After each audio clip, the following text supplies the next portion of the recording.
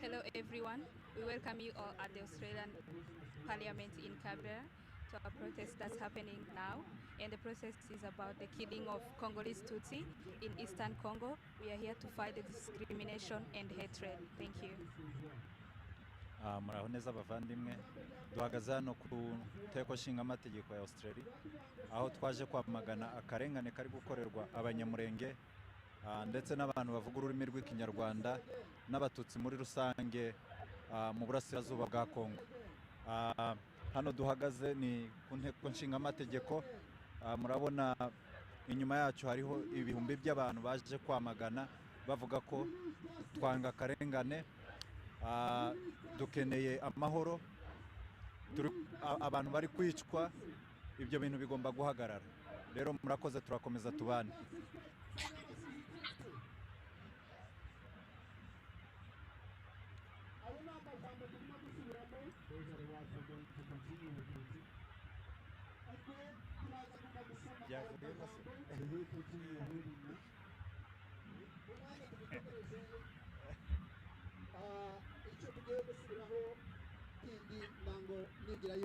In the time that we're waiting for the next program.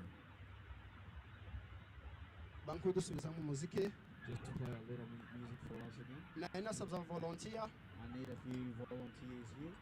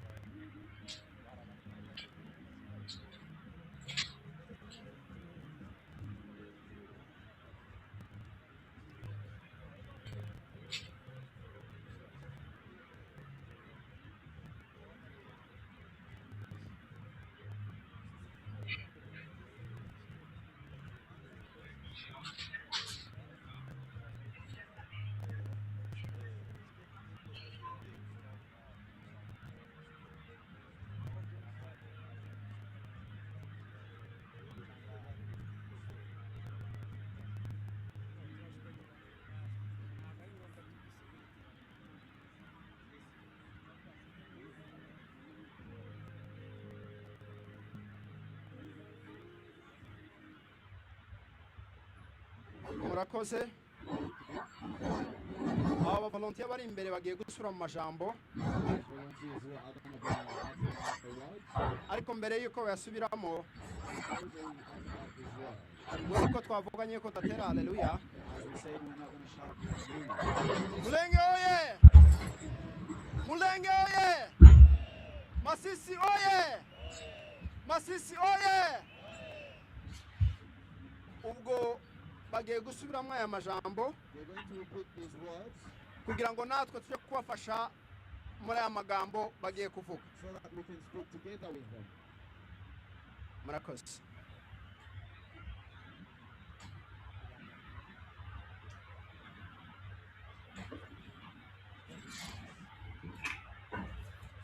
Stop genocide against Abanyamulenge Tutsis. We need protection. We need justice. Stop Minembwe blockade. Tshisekedi is killing. Ndayishimiye is killing. Yakutumba, stop killing. Americans, stop mineral deal over Tutsi lives. Tutsi lives matter. Abanyamulenge lives matter. Abanyamulenge lives matter. kugira ngo bize kudufasha ndumva babisomye bihuta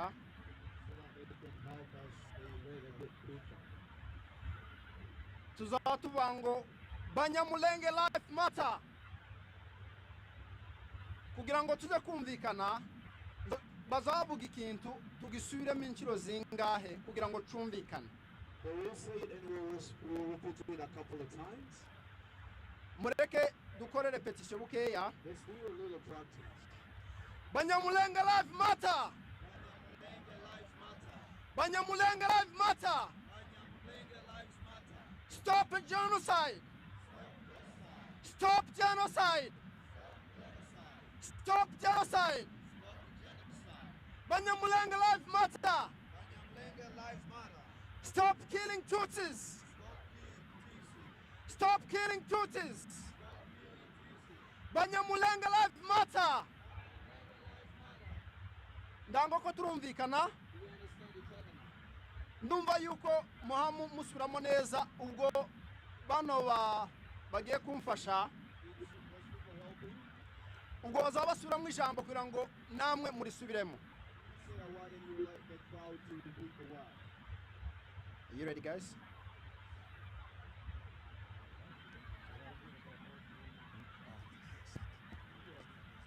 What do we need? Justice! What do we need? Justice! What do we need? Justice! Stop killing Abanyamulenge! Stop killing Abanyamulenge! Stop killing Abanyamulenge! Stop killing Abanyamulenge! Stop killing Tutsi! Stop killing Tutsi! What do we need? Justice! What do we need? Justice! What do we need? Justice!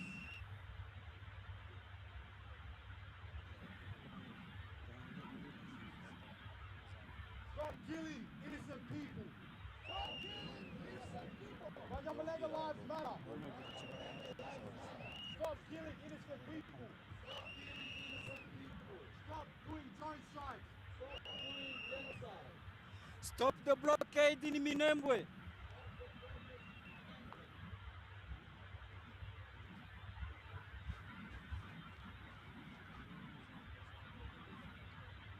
hari akantu ushaka kubabwira ntabwo nakihanganira umuntu wese azamura ijwi agende yasaraye Raise your voices until you uretse listen.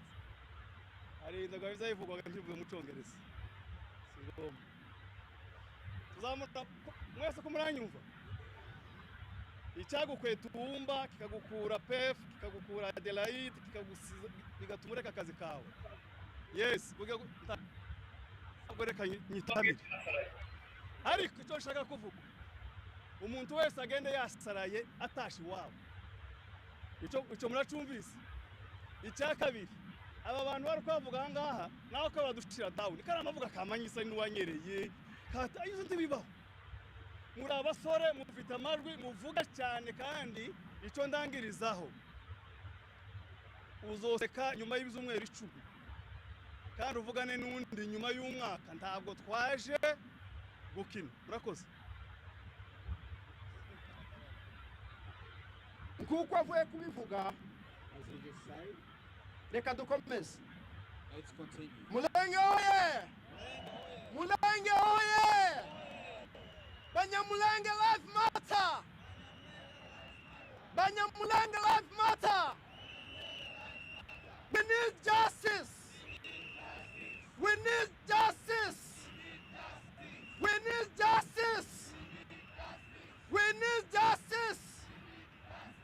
Abanyamulenge life matter! Tutsi life matter! Stop killing innocent people! Stop killing innocent people! Stop, keep quiet! Stop, keep quiet! Stop Banyamulenge life matter. Banyamulenge life matter.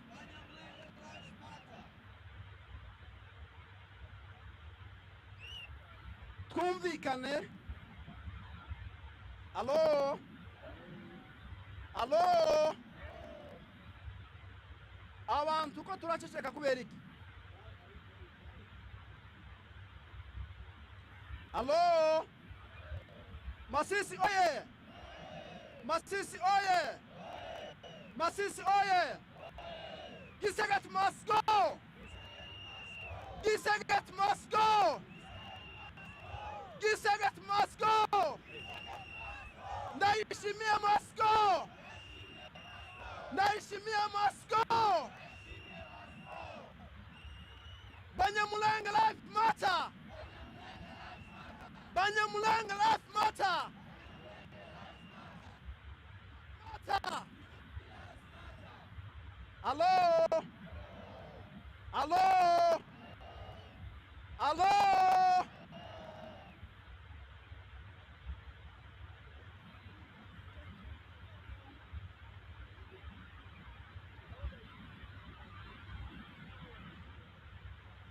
Twaje hano kwerekana akababaro dufite. We are here to show the pain that we're going through. Turabizi yuko isi bizi turaguma tubisubiremo. We know the world knows, but we're repeating it. Amasatelite ari ku isi yose For all the satellites on the whole world, bazi drone zitazirasa mu minembwe, they know all the drones that are shooting down in Minembwe. ariko baracecetse, But they're quiet. baracecetse They are quiet. ngo tugume dupfe So we can continue dying kubera ibyo bakeneye muri Congo. because of what they want from Congo. Alo. Alo. Masisi oye. Masisi oye. Kiseget must go. Kiseget must go. Naishimia must go. Naishimia must go. Naishimia must go. Hello. Hello. Ko turumvikana twese. We understand each other.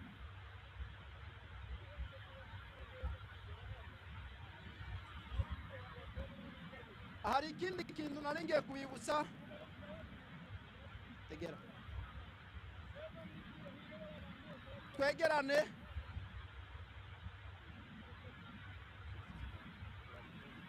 Twegerane hano. Twegerane.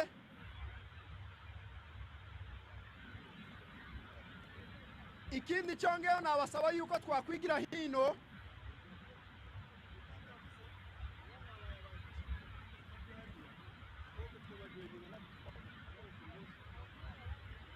Mube nk'abigira hino kugira ngo Let's get a bit closer.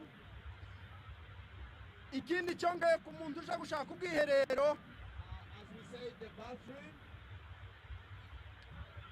murabona aho umusaza birora ari, You can see that person waving over there.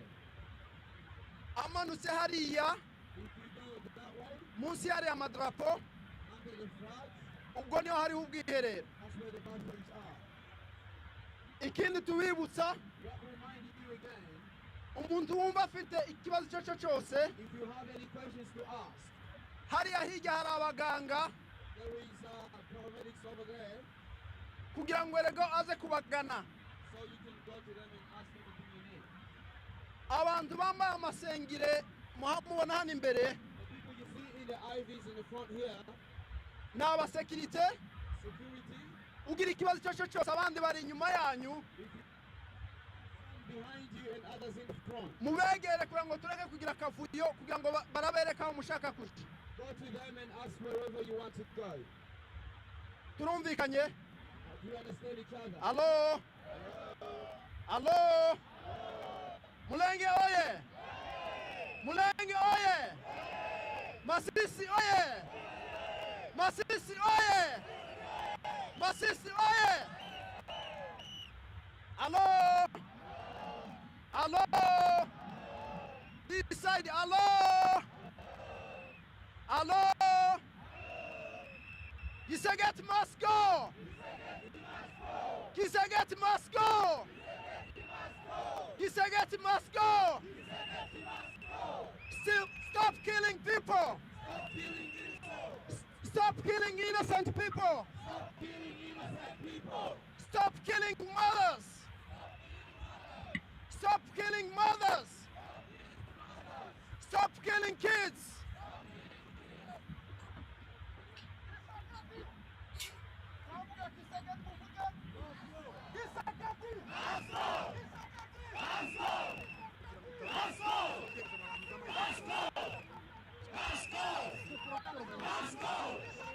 Moscow!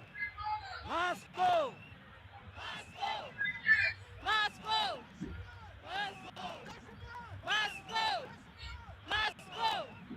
Moscow! Moscow! Moscow! Justice! Justice! Justice! Justice! Justice! Justice! Justice! Justice! Justice! Moscow! Moscow! Moscow! Justice! Justice! Justice! Justice! Justice! Moscow! Moscow! Moscow! Moscow! Moscow! Moscow! Moscow! Moscow! Moscow! Moscow! Moscow! Moscow! Moscow! Moscow! Moscow! Moscow! Alô? Sanahano.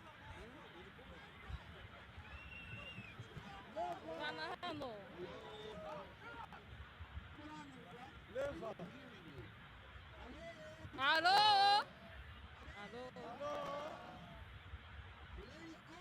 Oi! Oi! Oi!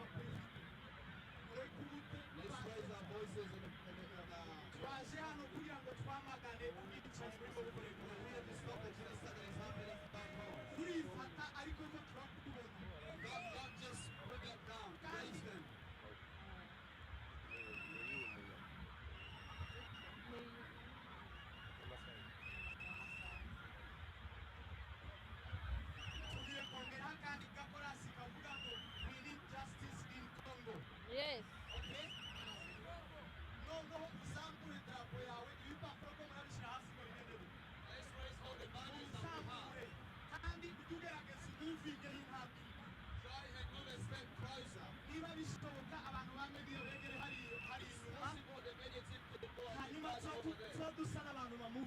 So we can move a little bit. We need justice. We need justice.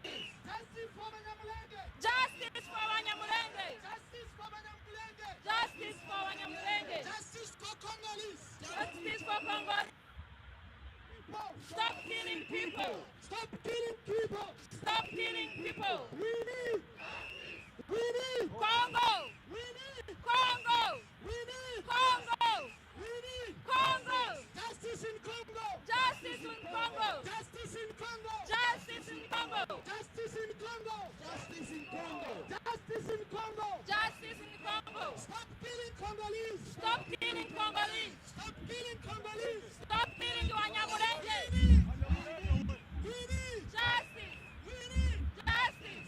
justice for Abanyamulenge! Justice for Abanyamulenge. We need justice! We need justice. Stop killing people! Stop killing people. Stop killing Congolese! Abanyamulenge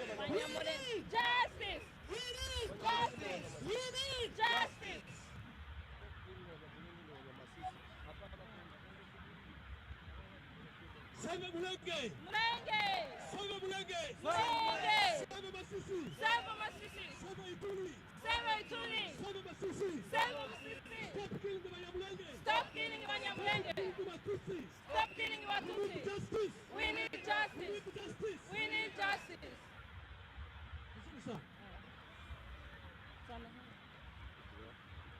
Stop drone. What do we need?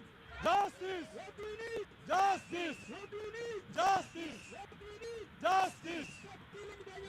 Stop killing the Abanyamulenge. Stop killing Abanyamulenge! Stop killing the Abanyamulenge. Stop killing Abanyamulenge! Stop Stop killing Abanyamulenge. killing Tutsi! What do we need? Justice! What do we need? Justice! Justice where? Congo! Justice where? Congo! Justice where? Congo! Minembwe! Minembwe! Justice where? Justice where? Justice where? Justice where? Minembwe! What do we need? Justice! What do we need? Justice! What do we need? Justice! We need justice now! We need justice! Justice now! We We need justice now! need justice now! What do we need? Justice! What do we need? Justice! What do we need? Justice! What do we need? Justice! Stop killing Abanyamulenge! Stop killing Abanyamulenge! Stop killing Tutsi! Stop killing Tutsi! What do we need? Justice! What do we need? Justice! Kisagati! Stop! Kisagati! Must go! Daishimiye! Must go! Kisagati! Must go! Must go! Must go! Stop killing! Abanyamulenge! Stop killing! Abanyamulenge! Killing! Abanyamulenge! What do we need? Justice! What do we need? Justice! What do we need? Justice! Kisagati! Must go! Kisagati! Must go! Kisagati! Must go! What do we need? Justice! What do we need? Justice! What do we need? Justice! What do we need? Justice! What do we need? Justice! Batangiye, what do we need? Justice! What do we need? Justice! What do we need? Justice! Kisagati! Must go! Kisagati! Must go! Never! Must go! Never! Must go! Daishimiye! Must go! What do we need? Justice! What do we need? Must. What do we need? Justice! Abanyamulenge. Abanyamulenge. Oi! Oi! Oi! Oi! We need justice! We need justice!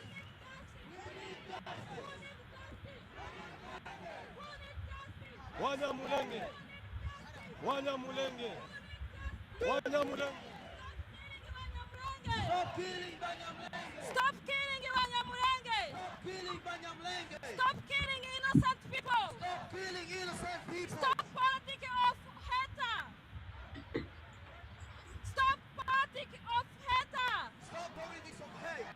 Stop politics of hate. Who needs justice?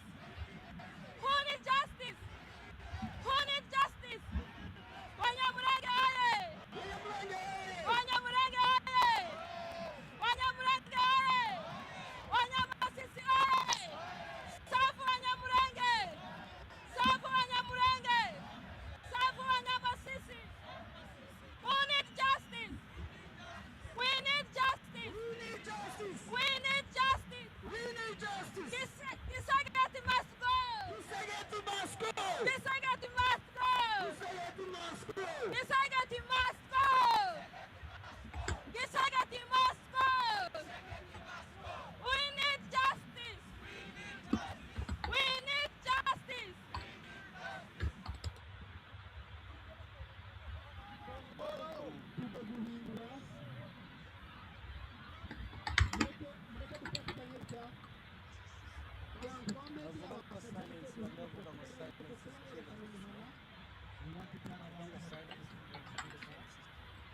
bashaka yuko twagaruka tugashyiramo iruhande bose come over the side kugira ngo rero twerekane aho turi so that we can show where we're standing right now. none nimba mwakikundira kugira ngo rero duhindukire dusigemo iruhande let's try and come over the side. We need justice! We need Justice! Justice! we need Justice! we Justice! Justice! Justice! Justice! Justice! Justice! Justice for who? Justice for who? Abanyamulenge! Justice for who? Justice for who? We need justice! We need justice! We need justice!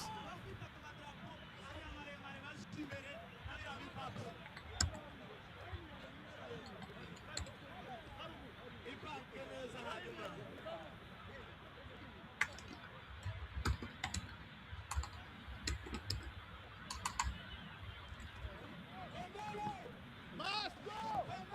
Must go!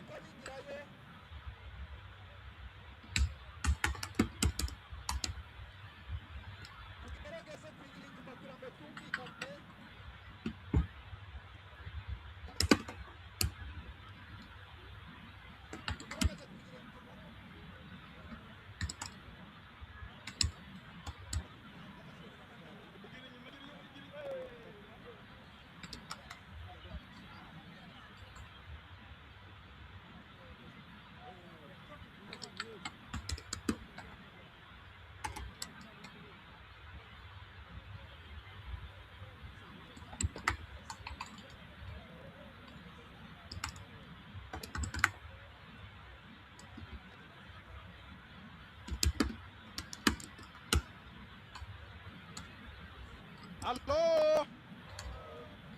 Hello?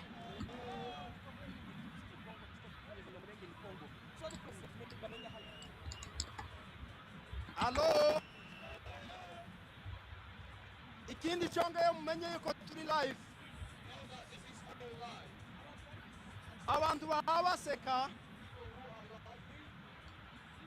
Ibyo bintu mubireke gose. Hello? Abanyamulenge life matter. Abanyamulenge life matter. We need justice. We need justice. We need justice. We need justice in Congo. We need justice in Congo. We need justice in Congo. Kiseketi must go. Kiseketi must go. Kiseketi must go. Tugiye gutanga amajambo.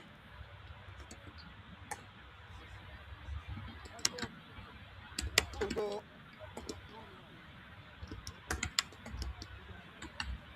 Hello? Hello? Hello? Stop drone in Minembwe! Drones in Minembwe! Stop drones in Minembwe! Stop drones in Minembwe! Stop drones in Minembwe! Stop drones in Minembwe! Kisegeti must go! Kisegeti must go! Naishimia must go! Naishimia must go! Hello? Hello? We need! Justice! We need! Justice! We need! Justice! Karibu umuyobozi.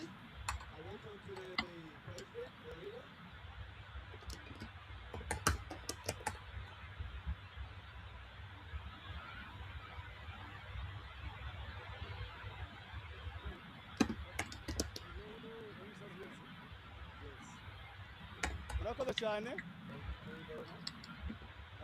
Uyu mwanya baduhaye no ngo twegereze abantu.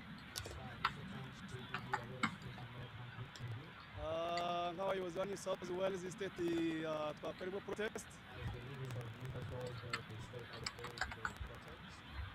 Dufashe uyu mwanya ngo twegereze dushimire abantu bose bavuye mu maseta atandukanye. Arabavuye Queensland. Arabavuye Perth. Arabavuye South Australia. Arabavuye n'ahandi henshi cyane.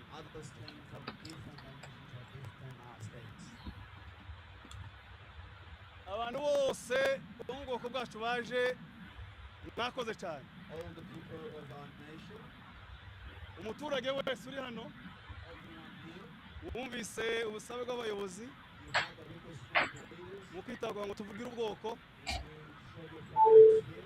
turabashimiye cyane. We thank you very much. Ikindi turashimira abayobozi b'imihana We thank the community leaders, batandukanye bari hano different each and everyone that are here, kuba baramobirije abantu bangana gutya that encourage people that are at this kugira ngo kino gikorwa kimere gutya kimeze kandi kiraza kumera neza cyane gusumba, so that this is a massive congregation here. nabo turabashimiye. We also thank you. Aba gatatu turashimira abayobozi b'amasiteti We thank the leaders of the state. dukorana nabo, nabonye wa Victoria, Thank you. What we're doing from Victoria. nabonye wa South Australia, I've seen the South Australia leaders. nabonye wa Queensland Kaswisi, From Queensland. n'abandi bose ndabashimiye Others, I thank you kuri mobilisation bakoze for the mobilization that is being done, kugira ngo abantu babe bari hano. so that these people can Ndashaka ngo nihute ngo nje kuvuga message ayiraha imbere. I want to be on point.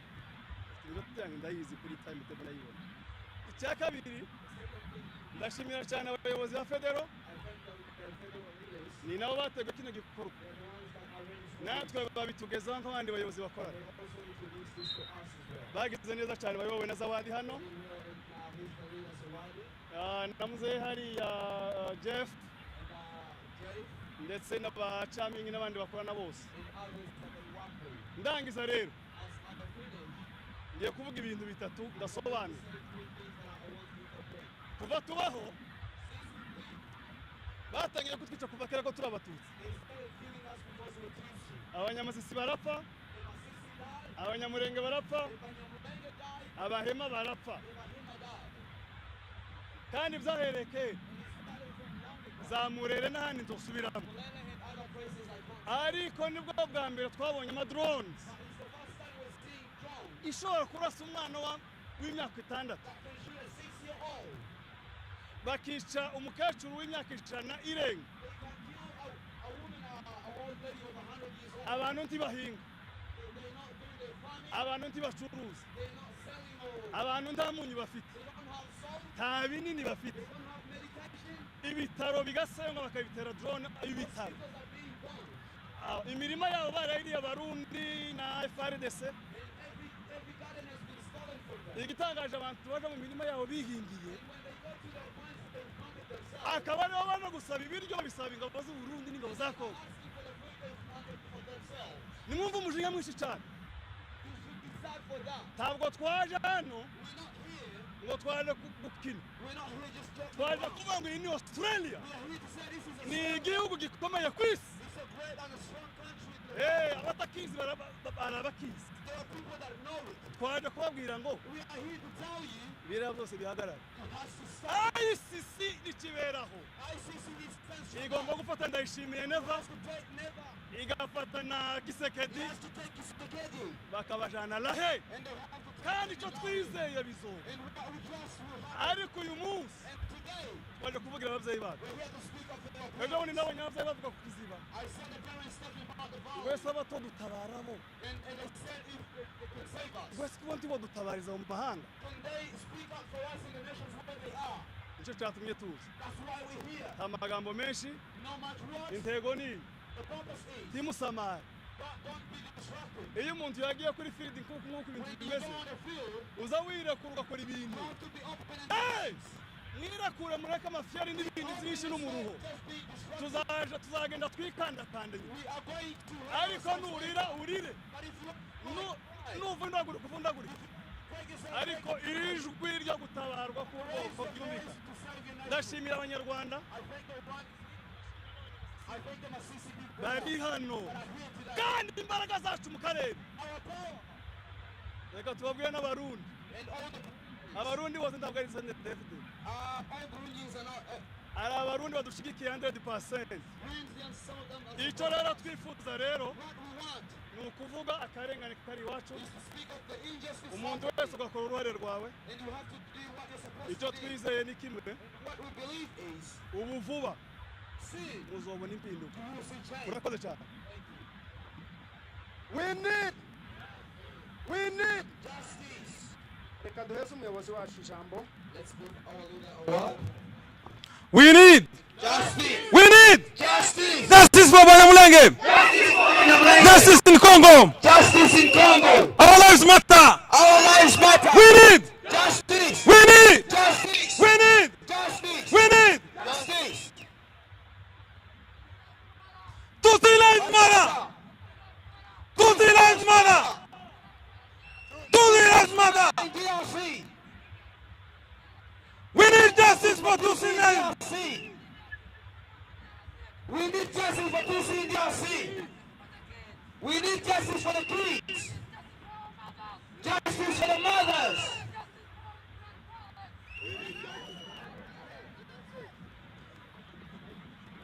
Kubera impamvu z'umwanya turimo turihuta. Because of time, we're trying to be quick. Twababwiye kuko uyu munsi ari umunsi w'ingirakamaro mu buzima bwacu twe turi hano. This is a very valuable day to us who are here. Ni uruhare runini dutanga. We are doing too much to help. Narimo nifuza ngo imvura iguye uyu munsi tunyagirwe. I wish for the rain to rain today so we can stand in it. Kuko ntawe ari kugenda ahantu. Because no one would go anywhere else. N'abandi bari mu kunyagirwa. They are also under the rain. Tukwiriye gusharinga pene n'abacu We baririye. should share the same pain they're going through. Niyo mpamvu turi hano. That's why we're here. Kubera impamvu z'umwanya Because of time, tugiye gusaba abantu bari busome memo. we are going to request people who are going to read the memo. Iri jwi ryacu riragera aho rigera hose. This voice will get wherever it will get to. Reka dusabe Trezor Let's request to us all. ashobora kuzana akaza gusoma memo. Let him come forward and read the memo. Kisekedi! Kisekedi! Never! Kisekedi! Congolo! This is a memorandum for the Abanyamulenge Congolese community, Australia, and Kinyarwanda speaking Congolese, KSCC. The subject is the ongoing persecution and a humanitarian crisis faced by Abanyamulenge and Kinyarwanda speaking people of the Tutsi ethnicity in the Democratic Republic of Congo. Dear Member of Parliaments, we know you can hear us. We, Abanyamulenge and Tutsi communities, are affiliated with two organizations, the BCCA, which is the Abanyamulenge Congolese Community of Australia, and Kinyarwanda speaking Congolese Community, KSCC. These are Australia-based organizations representing these communities, respectively issue this statement to call for urgent diplomatic engagement by the government of Australia, as well as coordinated action by the international human rights organizations and global partners. We are here today to sound an alarm that humanity cannot afford to silence.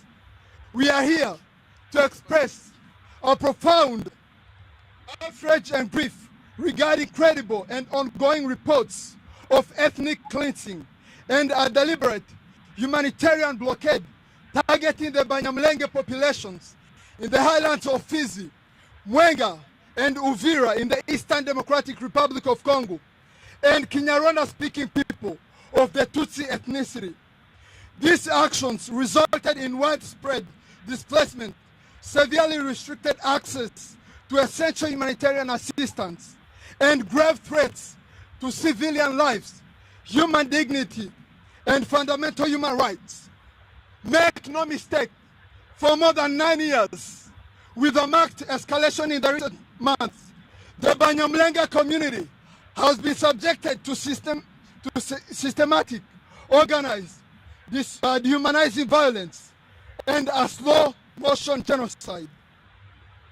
These atrocities are perpetrated by a coalition of armed actors that includes the element of armed forces of the Democratic Republic of Congo, FARDC or FRDC, the National Defense Forces of Burundi, FDNB, my groups operating under the name Wazalendo, the Democratic Forces for the Liberation of Rwanda, FDLR, and the foreign forces and mercenaries being hired from different countries. Additionally, for many years, violence in the Democratic Republic of Congo has deeply affected Kinyarwanda-speaking communities of the Tutsi ethnicity through conflict, displacement, fear, and ongoing insecurity. Many civilians have been forced to flee their homes, losing family members, properties, education, and access to basic needs as armed conflict continues across the region. Despite the scale of the suffering, many affected communities feel their pain has been overlooked by parts of the international community and global institutions. And yet, survivors continue to express frustrations over the lack of strong international attention, meaningful accountability, and consistent action regarding the violence and humanitarian crisis affecting their people. The violence has included targeted bombardment using drones and mortars, massacres of civilians, widespread sexual violence, destruction of homes and granaries, burning of villages,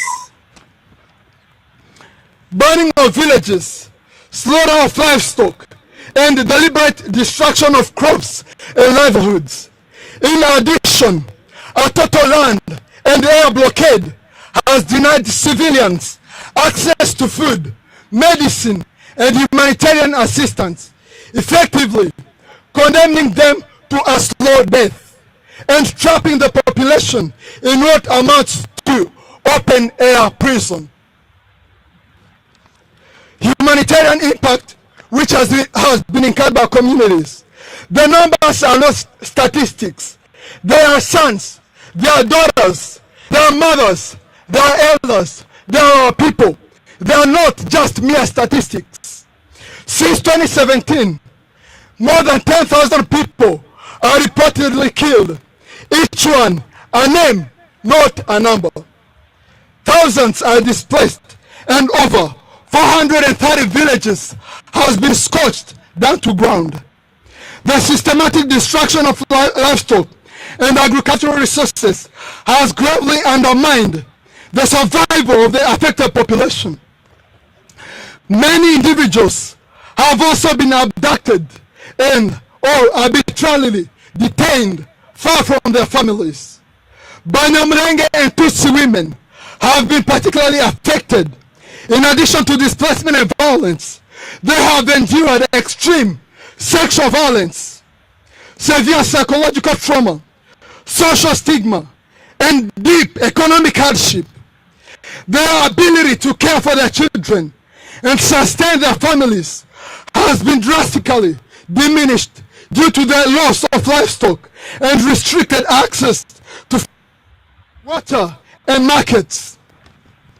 While we request the Australian government, international communities, in light of this grave humanitarian and security crisis, we respectfully call upon the government of Australia to openly speak against the ongoing slow-motion genocide happening against the Abanyamulenge community and Kinyarwanda-speaking people of Tutsi ethnicity without equivocation.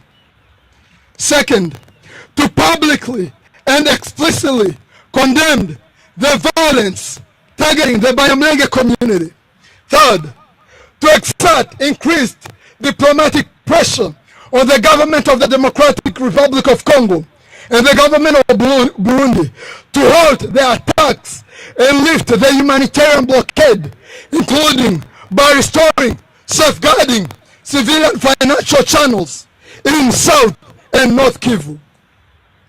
Fourth, to work with international partners to secure the withdrawal of foreign forces, mercenaries, and non-state armed groups from the region.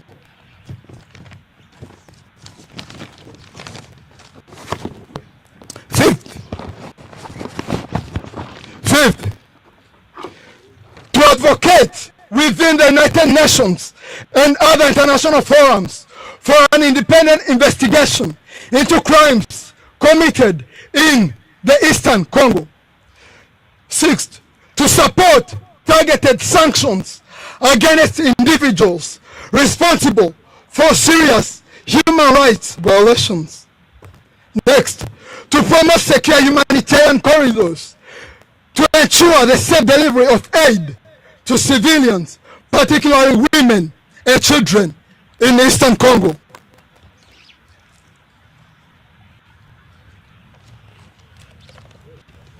Thank you. To strengthen international civilian protection mechanisms, including monitoring and protection arrangements, to encourage an inclusive and sustainable dialogue to address the root causes of the conflict and ensure protection of all communities, to call for immediate release of all civilians detained without due process, including detainees at Makala Central Prison and Nolo Prison in the Democratic Republic of Congo.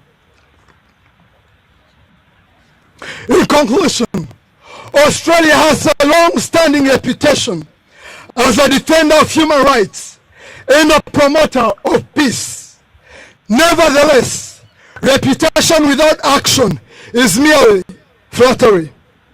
We believe that your leadership can play a decisive role in mobilizing international actions to halt these atrocities and protect a community facing an existential threat. We respectfully submit this memorandum in the hope of prompt and concrete action. Abanyamulenge last matter. Kisekedi must go. Ndayishimiye must go. Kisekedi must go. Abanyamulenge life matter. Abanyamulenge life matter. Must go. Stop killing people. Stop killing Abanyamulenge in Congo. Stop killing Tutsi in Congo. Stop killing Tutsi in Congo. Reka tuze kumva in the memo. Let's hear another speaker.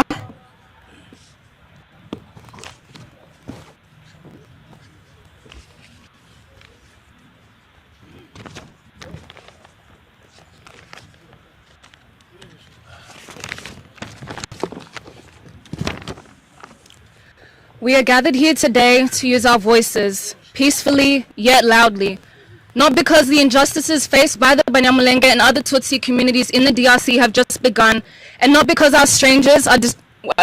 are strangers to discrimination, but because we are tired. We've had enough. Our people can't breathe, yet the world remains silent. Today we stand as the voice of our people, the Tutsi community in the Democratic Republic of Congo. For decades, long before us, before our parents, grandparents, and generations before them, our people have suffered at the hands of the very government meant to protect them. Today we stand here not only as members of the Congolese Tutsi community, but as human beings demanding justice, dignity, protection, and the right to live in peace. To the government of Australia, to the country that welcomed us, gave us a second chance, and gave us a place to belong. We urge you to hear our pleas and listen to our cries. We ask you to speak against the ethnic cleansing taking place, support peace-building efforts, advocate for the protection of civilians, and stand firmly on the side of justice and human rights. We call on you to hold the governments of the DRC and Burundi accountable for the slow-motion genocide being committed against the Abanyamulenge and other Tutsi communities in Eastern Congo. Villages, hospitals, and schools are being burnt. Civilians are being attacked with drones, leaving many dead, injured, and displaced with nowhere safe to go because of the intentional blockades placed against them. Our communities are being denied access to basic necessities, such as sugar, flour, and salt, in an attempt to starve them into death or force them into exile. Our livestock, our cows, which are their main sources of livelihood, income, and food, are also being deliberately targeted and destroyed, taking away the very means our people rely on to survive. We raise our voices today for the mothers who have lost their children, for the families living in constant fear, for the youth and children growing up surrounded by war, and for every innocent life affected by these ongoing killings that the world refuses to call by name. a genocide against the Abanyamulenge and other Tutsi communities in the DRC. We refuse to let Abanyamulenge be forgot evil is evil itself. We need justice. We need justice for the Tutsi in the DRC. Indini tangazo gihutirwa umama witwa Emenyantore turamusaba ngo atambuke imbere. We'll request that mother to come forward. Hello? Hello? Hello? Hello? Hello? Hello? We need Justice. We need Justice. We need Justice. We need Justice. We need Justice. Kisegeti Moscow! Kisegeti Moscow. Kisegeti Moscow! Kisegeti Moscow. Kisegeti Moscow! Kisegeti Moscow. Reka twegereze shefu cyangwa se umuzehe ngabo. We're going to welcome our parent here. Karibu musasa.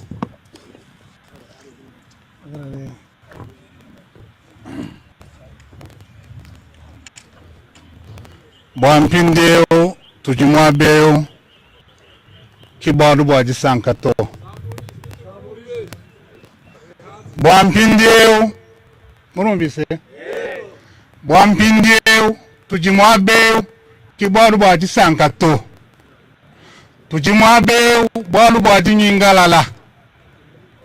Jinyingalala jajishibe yanganyi. Jabena Kongo batu batwenzera twetu kumikuna mileha yetu. Chintu chonso nimbaleja mwabeo. Bamfumu betu batangire byonso batu batwenzela. Kumpala kwa kubanga kwa kula mali yonso jinswa kwa adrese kuji mfumu wetu wa Kongo.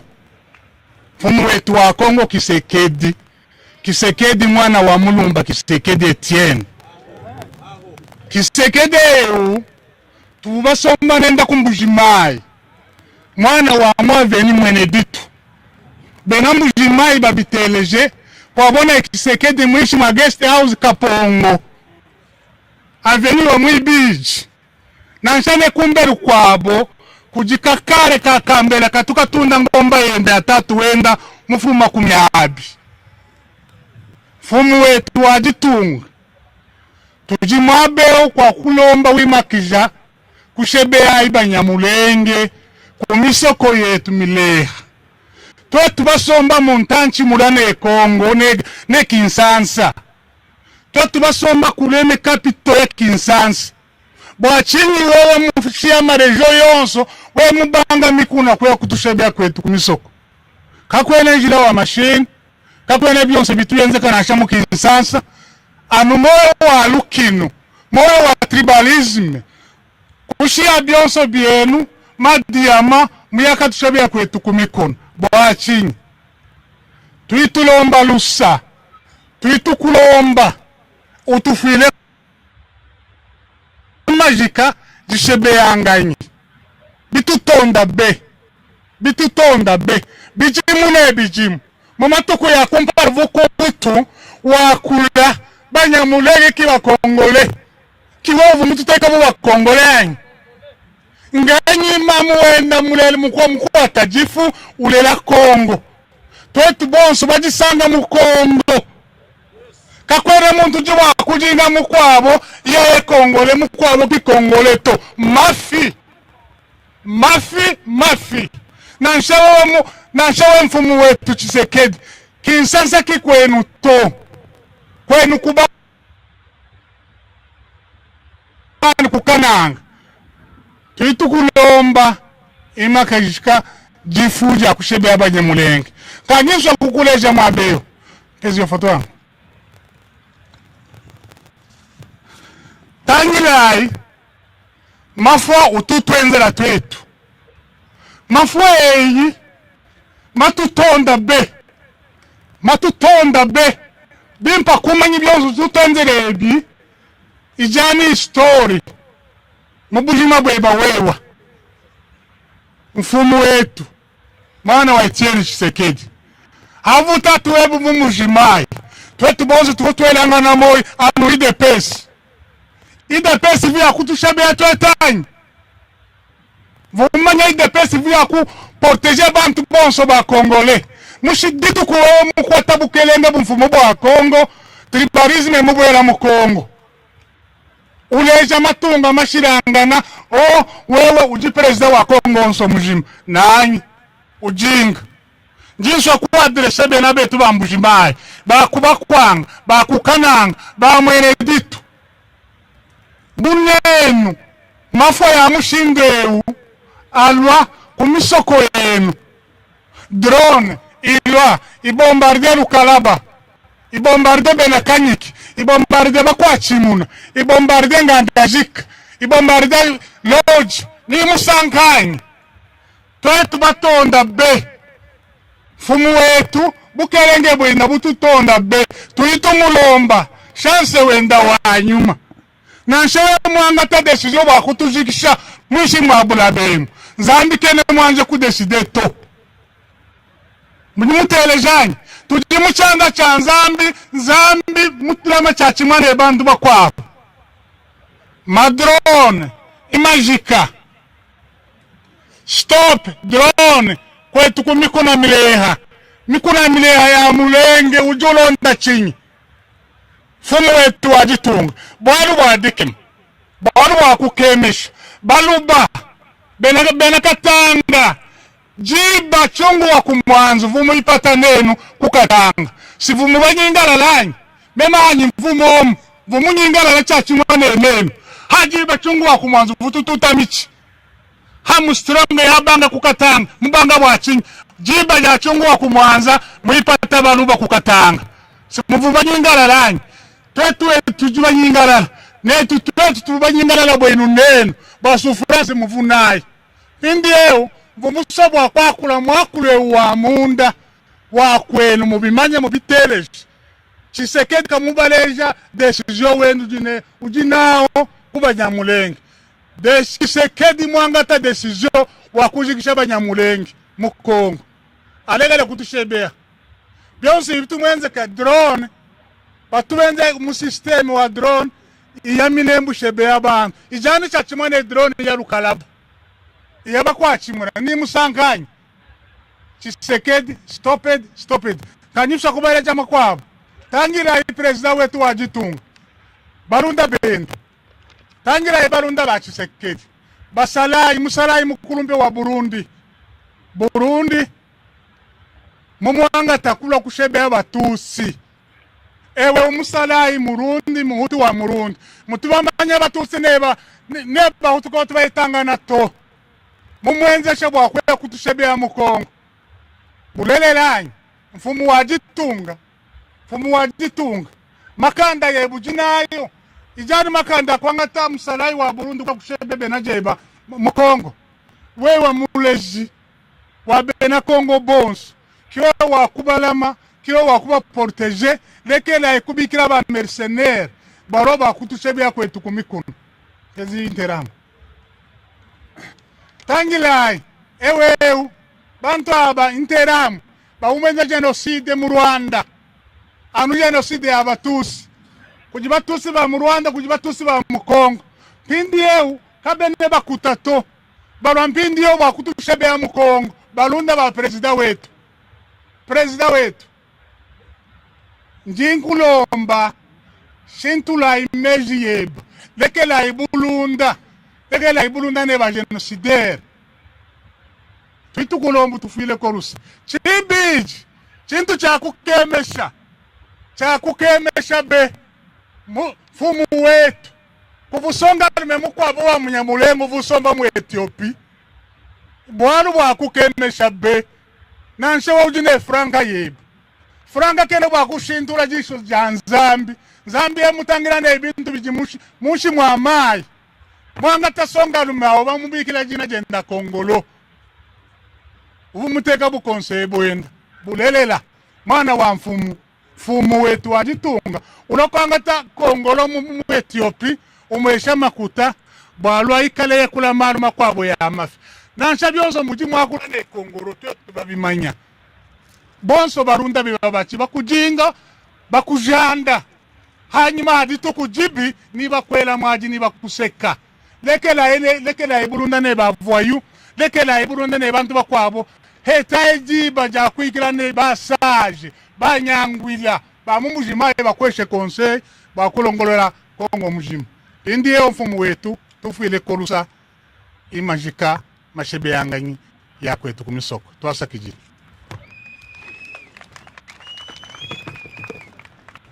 Hello. Tugiye kuja mu wundi mwanya kubera yuko umwanya wa hano warangiye. We're gonna go to the next step. We're gonna waiting for the authority to go in front of us. Then we're gonna fold them. Tugiye gutegereza polisi nizo ziri butuje imbere kugira ngo rego tugire urugenzi bwo kugenda twerekeza kuri ambasade. Ubwo ndasaba abantu b'abasekirite akazi kanyu ntihagire umuntu wacu ugenda ngo ayobe. Ubwo muri ico gihe reka mpeze muzehe birori kugira ngo nakire muri iyo gahunda. Murakoze. MC arakoze cyane. Thanks to the MC. Dore uburyo tugiye kugenda rero. This is the way we're going to do the walk. Embassy. Nimba mureba bari abapurusi bahagaze hari n'amadarapo. You see those people standing there with flags. Ukuye ko atari bari gukurikira. Those are not the ones who are following. Hari imodoka zigiye kutugenda imbere. There is cars that are going to be in front of us. Hanyuma babafite amadrapo n'amapancarte bagenda imbere. And these people with banners and flags are going to be in the front line. Aba security mudufashe haraba bari imbere. And there is going to be security leaders in in the front. Nanone chairman Zawadi nawe araba bari muri team. In the team in the front. Hamwe na mugenzi we urimo udufasha. And the other person helping him as well. Turagenda mu byiciro kuko nditwogenda ngo bikunde. We are going to go in section. Kandi hagati haca n'ubundi aba security. And there is going to go security in the middle. Turamanuka ziya barabara duce kuri zo modoka. We are going to through over that way through to the. Turagera kuri iriya nzu imbere y'umweru. We are going to the White House building. And then turning left. And then we're going to turn left. Na hantu bizibura bidufata hagati y'iminota 25 na 30. It's going to take about 25 or 30 minutes. Ibindi tutarakora nibikurikiraho n'ubundi chairman Zawadi araza kutuyobora. Ni mubikore rero. Let's do it that way. Nta bindi birebire. Abanyamakuru ubwo nabo ntekereza ko bari butugenda imbere. The media team will go up front, I think. Security bakurikire. The security members will. Abafite amapancarte n'amadrapo bakomeza imbere. And those who have the flags and those who have aba security muze kudufasha kugira ngo abantu bagende mu bice bitandukanye. Let the security help us people to go in different sections. Twerekeza aho bari aba security ko ndabona bahagaze hariya shira ukuboko kwawe hejuru. Messi. Okay. Let's go where the security members are standing. Those who continue showing us will follow us in the front. Hanyuma dukomeze. Murakoze cyane. Continue. Thank you. Murakoze tuje kumvikana kandi twumvira aba security. Nizo mufite. Speaking of bakujinde. Oh, yeah, sure. Hey, kumbe tu parles français? Oh, yeah, sure. Hey, kumbe tu parles français? Oh, yeah, sure. Hey, kumbe tu parles français?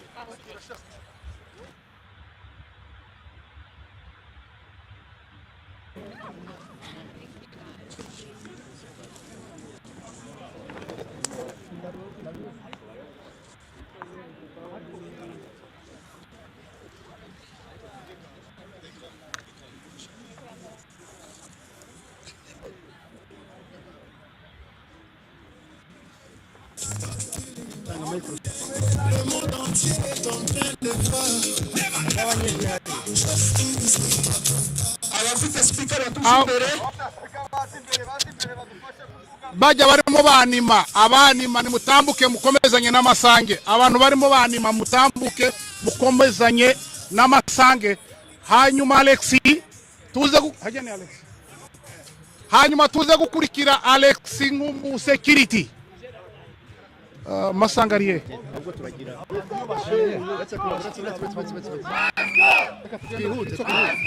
iyi microphone ikomeze n'ubundi Moscow! Moscow! Go! Justice! Justice! Justice! Justice! Justice! Justice! Justice! We need justice for the Arasin.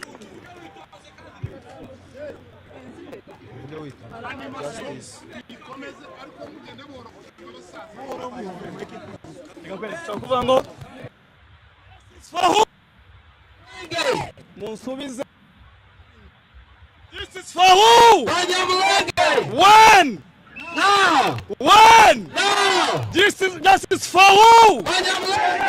Gisakadi! Gisakadi! Gisakadi!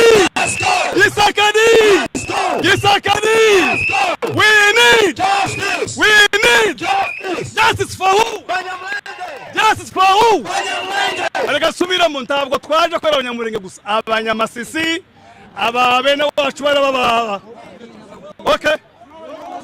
Nta kibazo. We need justice. We need justice. Justice for who? This is for who? This is for who? So tuvuga ngo justice for who? Tutsi in DRC. Justice for who? Justice for who? Tutsi in DRC. We need justice. Justice for who? Tutsi in DRC. Tutsi in DRC Congo. Tutsi in DRC Congo. Tutsi in DRC Congo. We need justice. We need justice. Stop killing.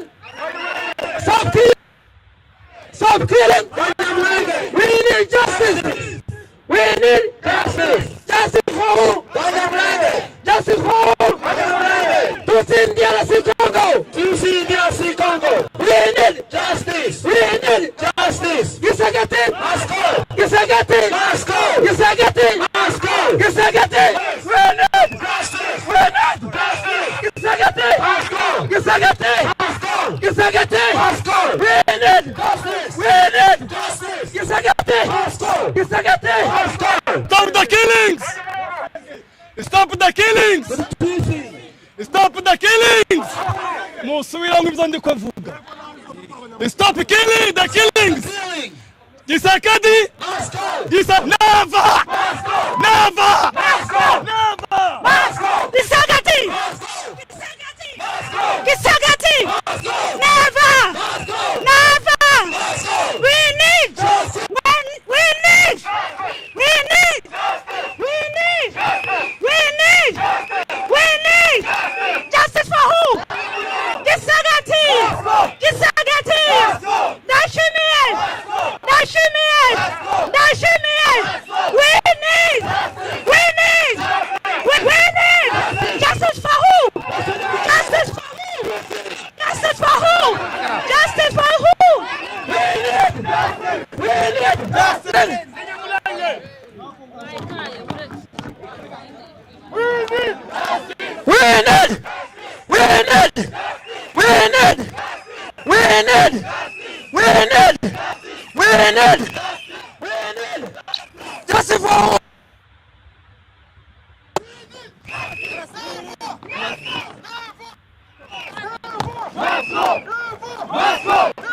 Moscow! Moscow! Moscow! We are Congolese! We are Congolese! We need justice! Like Congolese! We are Congolese! We are Congolese! We need justice! We are Congolese! We need justice! We are Congolese!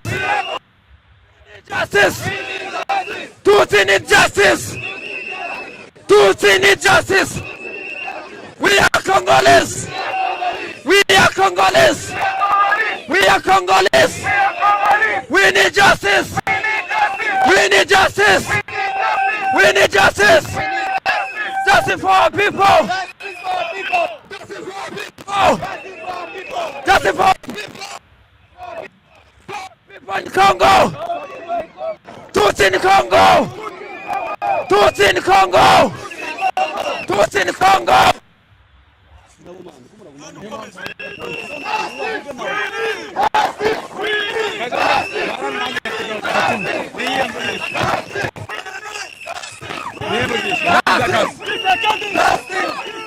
Justice!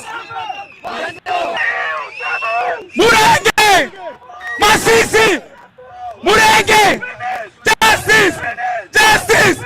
Go! Must go! Must go! Must go! Must go! Must go! They see me and they see me. Milton! Milton! Milton!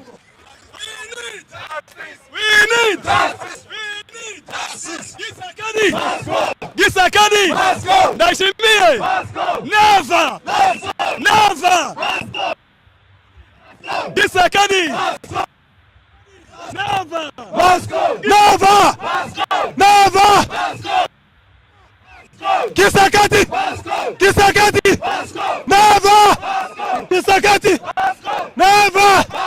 Stop the killing! Stop the killing! Stop the killing! Kisagati! Kisagati! Never! Never! Never! Kisagati!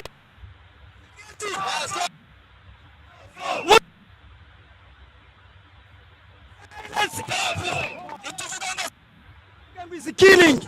Silence is killing! Silence! What do you want? What do you want? Kisagari! Kisagari! What do you want? What do you want? What do you want? Kisagari! Justice! Justice! Justice! Justice! Justice!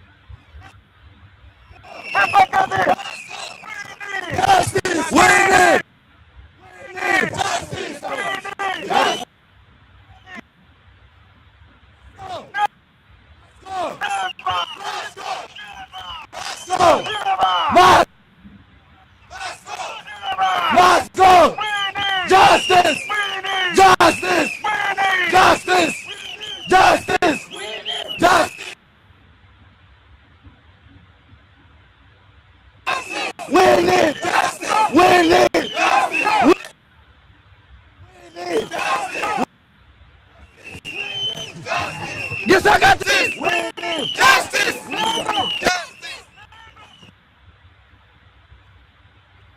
Moscow! Moscow! Moscow! Justice! Justice! Justice! Moscow!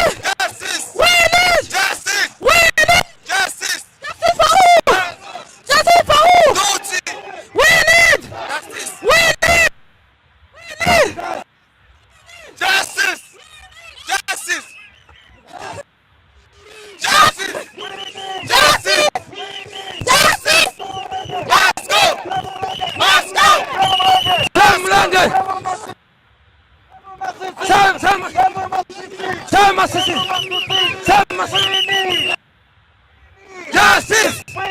Justice! Justice! Justice! Justice! Must go! Must go! Must go! Must go! Must go! Must go! Must go! Must go! Must go! Must go! Must go! Justice! Justice! Justice! Justice! Justice! Must go! Justice! Justice! Justice! Justice! Justice! Justice! Justice! Must go! Must go! Must go!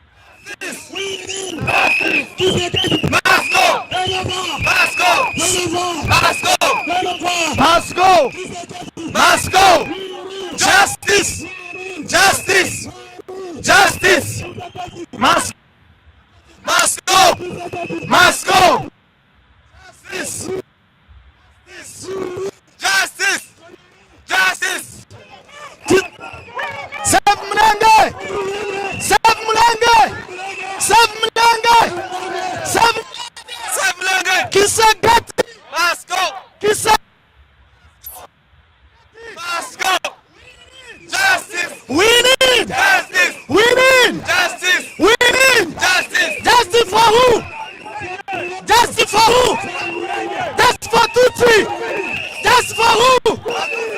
That's for who? Tutsi! We need! Justice! We need! Justice! Justice for who? Tutsi! Tutsi! That's for who? We need! Justice! We need! Justice! We need! Justice! We need! Justice! Kisagati! Chilombo! Chilombo! Chilombo!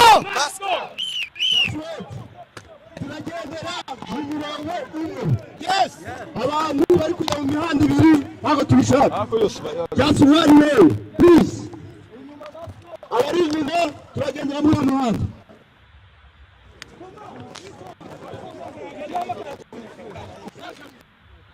Tugende muri. We need!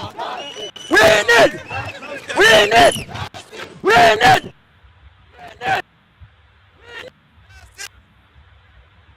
Kisagati! Kisagati! Nashimiye! Nashimiye! We need! We need! We need! Justice! We need! Kisagati! Moscow! Kisagati! Moscow! Kirombo! Moscow! Moscow! Dashimye! We need justice! We need justice! We need justice! We need justice! Kisagati! Kisagati! Dashimye! Dashimye! Dashimye! We need justice! We need justice! We need justice! We need justice! Samulenge! Samulenge! Samulenge! Samulenge dibi masisi DRC! Masisi DRC! Masisi DRC! Masisi DRC! Samulenge DRC! Samulenge DRC! We need justice! Justice for Mulenge in Congo! Justice for Mulenge in Congo! Justice for Masisi in Congo! Justice for Masisi matters! Abanyamulenge Tutsi life matters! Abanyamulenge life matters! We are Congolese! We need rights! We need rights! We want justice! We want justice now! Peace for Mulenge!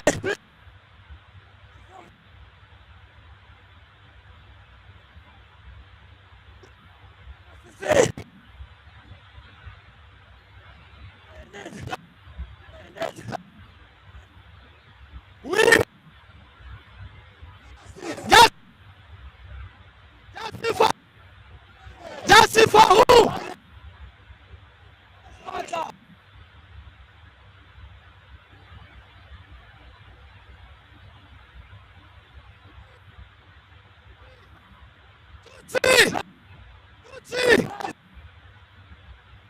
Tutsi!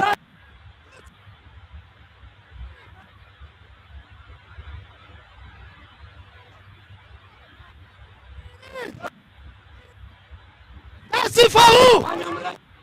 Justice for who? Tutsi! Tutsi! Life matter. Mureke gugi. We need! We need! Tutsi! Life matter! Tutsi! Life matter! Tutsi! Life matter! We need! Justice! We need! Justice! We need! Justice! We need! Justice! Tutsi! Life matter! Tutsi! Life matter! Tutsi! Life matter! Tutsi! Life matter! We need! Justice! We need! Justice! Stop! Stop! Silence! Silence! Silence! Silence killing, please! Silence! Silence! Silence! Killing! Justice! We need! Justice! We need! Justice! Justice for who? Justice for who? Tutsi! Justice for who? Justice for who? Justice for who? Justice! Justice! We need! Justice! We need! Justice! Justice for who? Tutsi! Tutsi! Tutsi!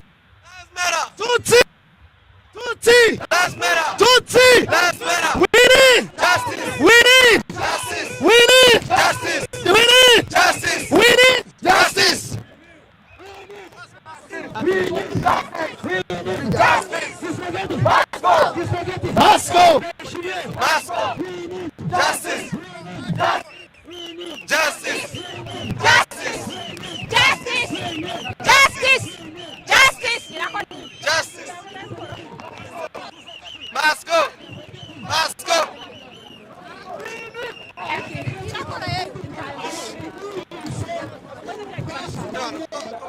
Check, check.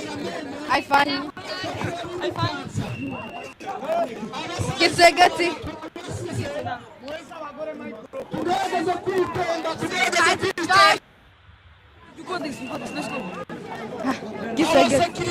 Kisegati. Moscow. Kisegati.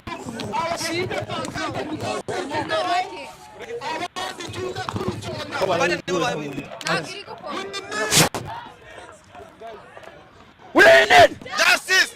We need justice! We need justice! We need justice! We need justice! We need justice. We need justice. We need justice. We need justice. We need justice. We need justice. We need justice. Stop killing! Stop killing!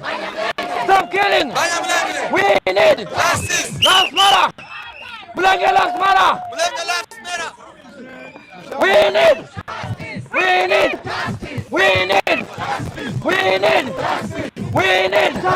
We need. We need justice. We need justice. We need justice. We need justice. Justice. We need justice. Moscow. Moscow. Moscow. Moscow. Moscow. Moscow. Moscow. Moscow. We need justice. Justice. Justice. Justice. Justice. Justice. Moscow. Moscow. Moscow. Moscow. Moscow. Justice. Justice. Justice. Moscow. Moscow. Moscow. Moscow. Moscow. Moscow. Moscow. Moscow. Justice. Justice. Justice. Moscow. Moscow. Moscow. Justice. Justice. Justice. Moscow. Moscow. Moscow. Moscow. Moscow. Moscow. Moscow. Justice. Justice. Justice. Justice. Justice. Justice.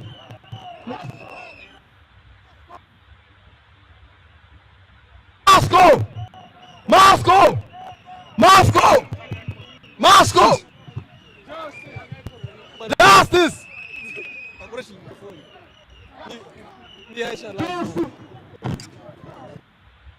Justice. Justice. Moscow. Moscow. Moscow. Moscow. Moscow. Justice. Justice.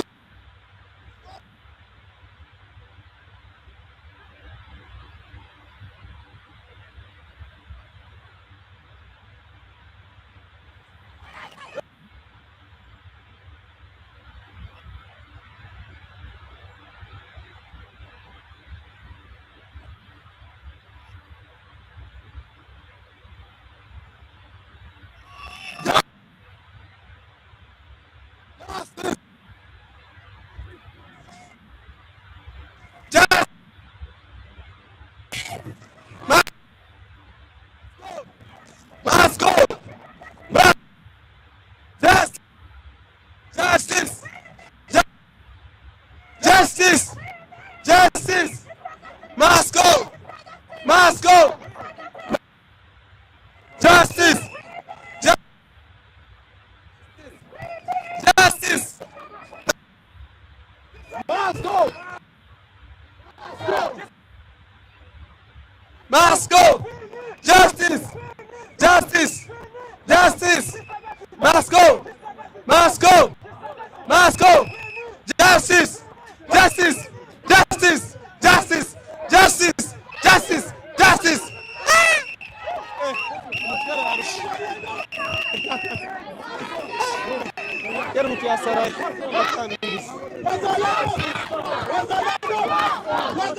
Moscow! Moscow! Moscow! Moscow! Moscow! Moscow! Moscow! Moscow! Moscow! Moscow! Moscow! Justice! Justice! Moscow! Moscow! Moscow! Moscow! Moscow! Moscow! Justice! Justice! Justice! For Abanyamulenge! For Abanyamulenge! No!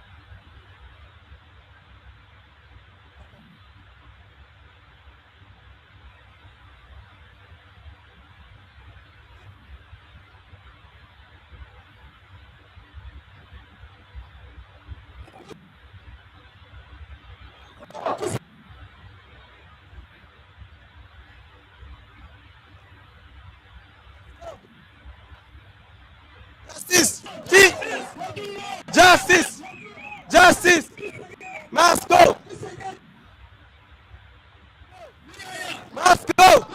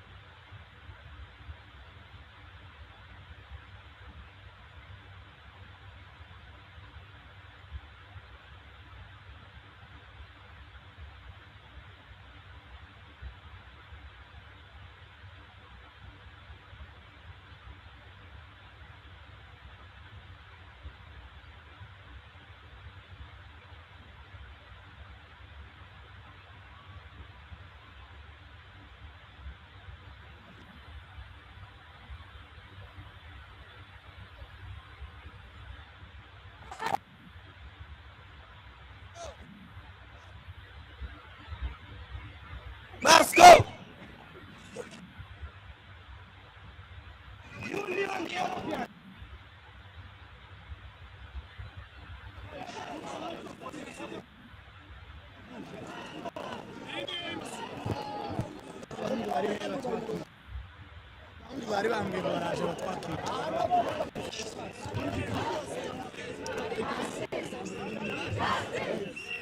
Justice! Justice!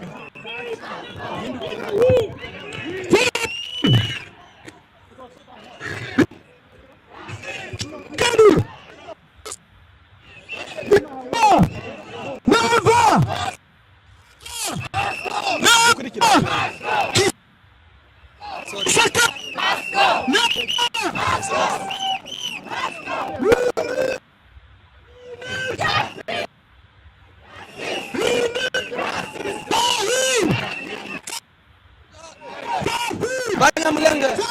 Abanyamulenge! Justice! We need representing minerals in our lives. Our lives matter.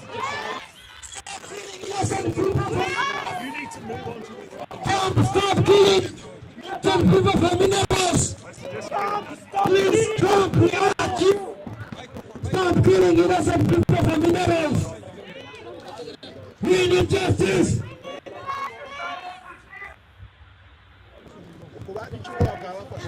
Hello guys.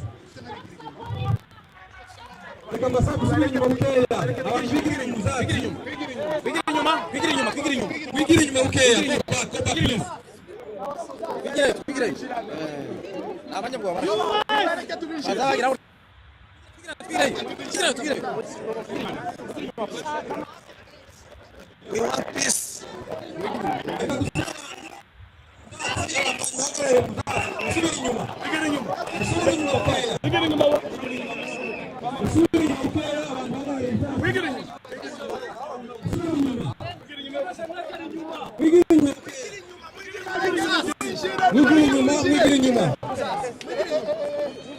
Can you go back, please?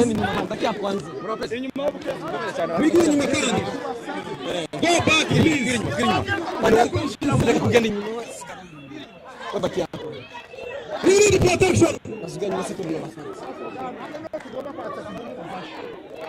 Back, please, back. Back, please.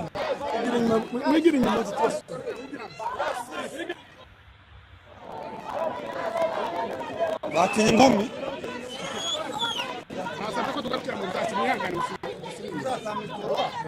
Gira abantu ngo bahagare mu byatsi. Ko murabigize inyuma gusa. Ko murakuva ku igiti. Wigira inyuma okay please. Aturi ijwi rirumvikana kurusha no kuyogera. Wigira inyuma gw'urugi. Inzu mu byatsi.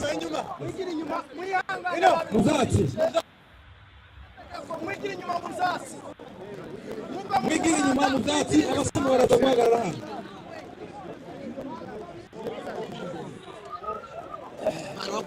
Yes, can you squeeze back, please?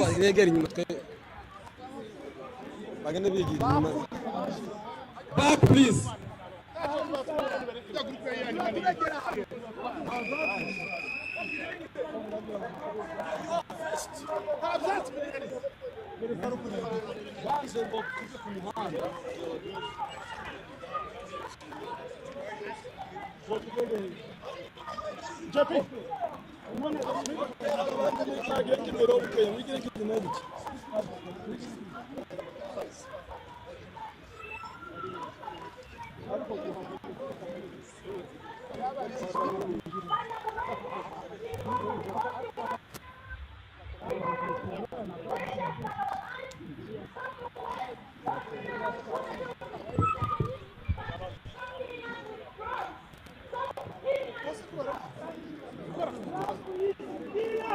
Hello?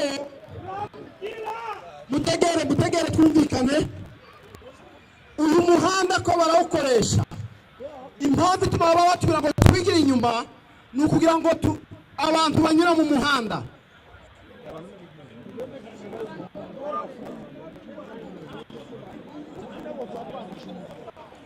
Mwihangane twigire basigira umuhanda umwe.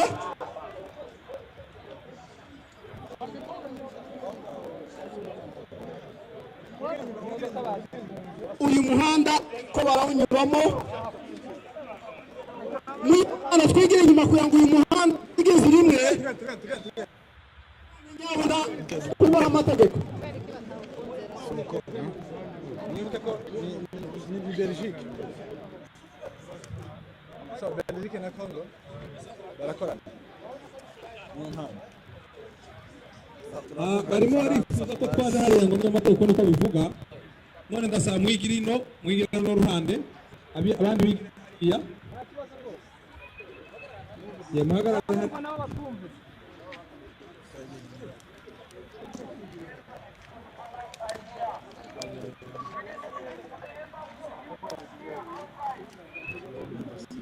Tubasabe. Muhagarara hirya.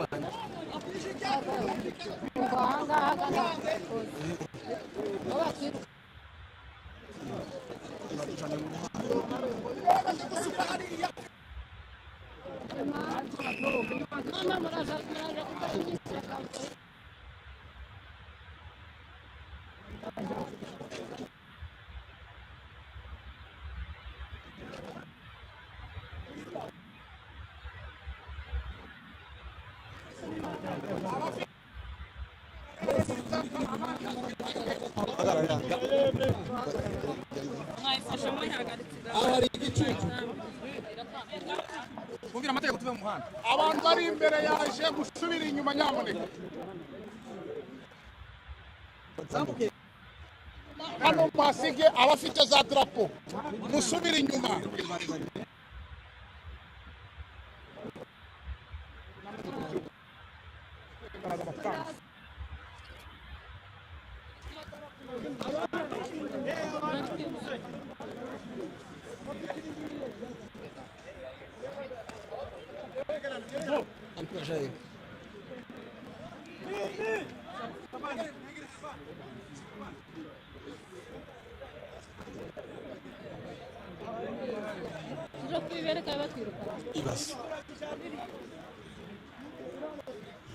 We need.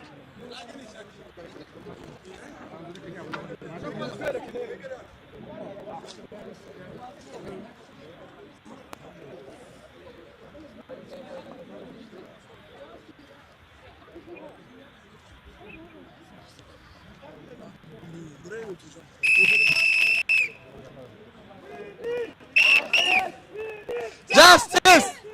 Justice! Justice! Justice! Justice! Justice! Justice! Justice! Justice! Justice! Justice! Alamara!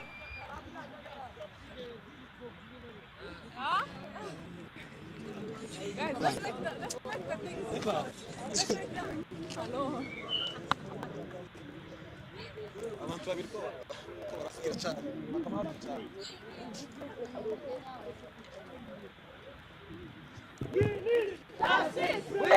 Justice!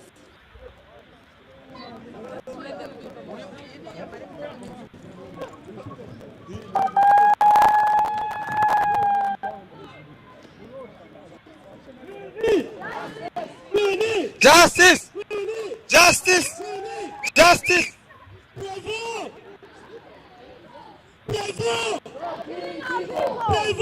Stop killing up! Stop killing people! Stop killing people! Stop killing people! Stop killing people!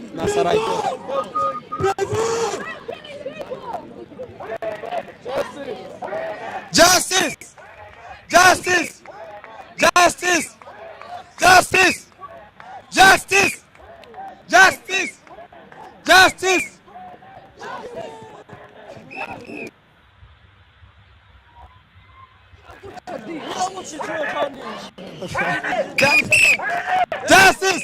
Justice!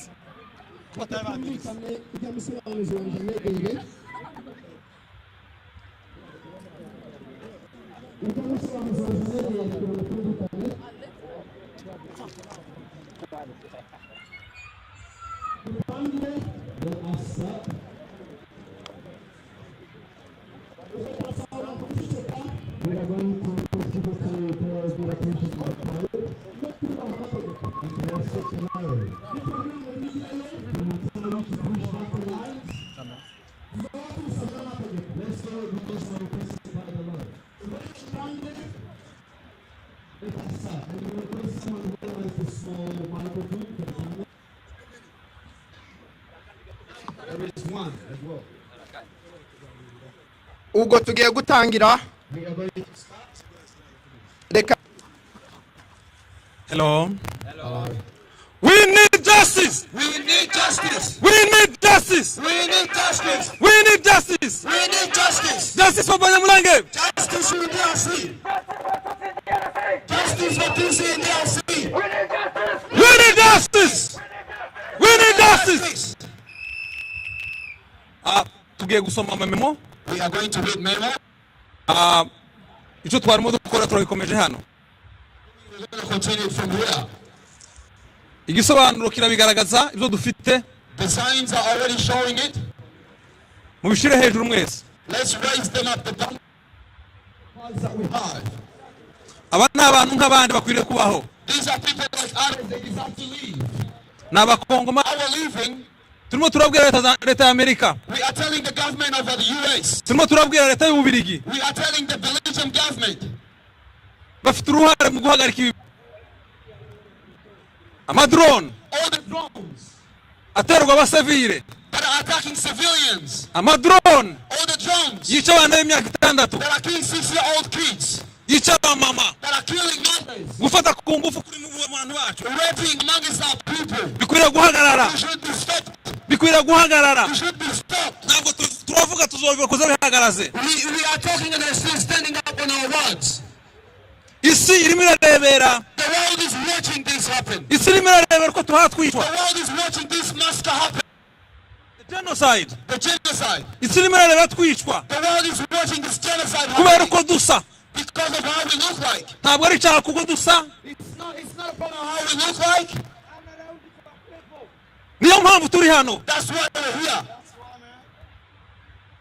kubaho kwacu Our living, bazabibazwa barimo batwica. you'll be asked for it because you're killing us. Silence. Silence. uyu ni umwanya It is the time wo kumva ibintu tuba tuvuga. to speak up and hear what we're saying. dukwiriye kubaho nk'abandi. We should live like other people live. leta The government of DRC, leta y'u Burundi the government of Burundi, n'ibindi bihugu bibafashije. and other countries that are supporting. amasezerano yasinywe muri Amerika mu kwezi kwa12. The agreements that they signed, the US agreement on ceasefire on December have been signed, but still attacking our people in Minembwe. We need justice. We need justice. We need justice. We need justice. Justice for Abanyamulenge. Justice for Abanyamulenge. We need justice. We need justice. Justice for Tutsi. Justice for Tutsi. Justice for Tutsi. Justice for Tutsi. Stop drones. Stop the drones. Stop drones. Stop the drones. Justice. Justice. Justice. Justice. Justice. Abanyamulenge. Abanyamasisi. Abanyamasisi. Must go. Must go. Must go. Must go. Justice. Justice. Justice. Justice. Justice. Justice. Tugiye gusoma memo. We are going to read memos. Let's welcome Mitchman. As he gonna read the memo. He's going to read a memo for us.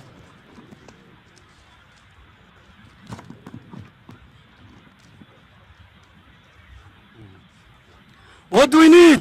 Justice. What do we need? Justice. What do we need? Justice. What do we need? Justice. What do we need? Justice. What do we need? Justice. Justice for who? Abanyamulenge. Justice for who? Abanyamulenge. Justice for who? Abanyamulenge. Stop the killing. Stop the killing. Tutsi. Stop the killing. Stop the killing of Tutsi and Abanyamulenge. What do we need? Justice. What do we need? Justice. Brothers and sisters, we are here. We are not happy to be here. We have a lot to do home, but we choose to be here. We choose to be here because we are angry, we are pained, we are so much sorrow going on in our hearts because our people being killed every day, because of their facial expression, because of how they are created. And they are calling us strangers in our own countries. They are calling us Rwandese in our own country. They are calling us strangers in our own country. So we are here to demand justice to people who we think have the power to do something. And that's why we are here. So brothers and sisters, I have a little message to give to the embassy of the USA. We, members of the Abanyamulenge and Tutsi communities, are affiliated with two organizations, the Abanyamulenge Congolese Community of Australia and the Kinyarwanda-speaking Congolese community. Australian-based organization representing these communities respectively issue this statement to call for urgent diplomatic engagement by the government of the United States of America, as well as coordinated action by the International Human Rights Organization and global partners. We are here today to express our profound concern regarding credible and ongoing reports of ethnic cleansing and deliberate humanitarian blockade targeting the Abanyamulenge population in the highland of Fizi, Mwenga, Uvira, in the East Republic Democratic of Congo, in the Kinyarwanda-speaking people of the Tutsi ethnicities. These actions are resulted in the widespread displacement, severe restricted access to essential humanitarian assistance, and grave threats to the civilian lives, human dignity, and fundamental human rights. For more than 9 years, with a marked escalation in recent months, the Abanyamulenge community has been subject to systematic, organized, and humanizing violence. These atrocities are perpetrated by a coalition of armed actors that includes elements of the Armed Forces of the Democratic Republic of Congo, FARDC, the National Defense Forces of Burundi, the Mai groups operating under the name Wazalendo, the Democratic Force of the Liberation of Rwanda, FDLR. Those are the notorious genocidaires who killed so many people in Rwanda in 1994. Now they are sheltered in Congo by the government of Kinshasa. Those are the people they are using to kill our people. Those are the killing machine for our communities in Minembwe, in Ruchuro, in Masisi, everywhere in the East Democratic of Congo. Additionally, for many years, violence in Eastern Democratic Republic of the Congo has been deeply affected by Kinyarwanda-speaking communities of the Tutsi ethnicities through conflict, displacement, fear, and ongoing insecurity. Many civilians have been forced to flee their homes, losing family members, property, education, and access to basic needs as armed conflict continues across the region. Despite the scale of suffering, many affected communities feel the pain has been overlooked by partners of international communities and global institutions, and that's the reason we're here today. We believe international communities are silent, and their silence is deliberate because they have a lot to benefit in our country. There is minerals, critical minerals, strategical minerals in Irubaya. That's why they are killing people. That's why you see drones on top of our population every day. These homes and burning of villages, slaughters of livestock, and deliberate destruction of crops and livelihoods. In addition, a total land and air blockade has denied civilians access to food and humanitarian assistance, effectively isolating the region and trapping the population in what amounts to an open-air prison. So they are making our people prisoners. Prisoners. They are blocking everything. They are blocking the humanitarian aid. So our people cannot access food, shelter. Why? Because of who they are. Because they are Tutsi. Because they found themselves in the land of Minembwe, Niruchuro, and everywhere.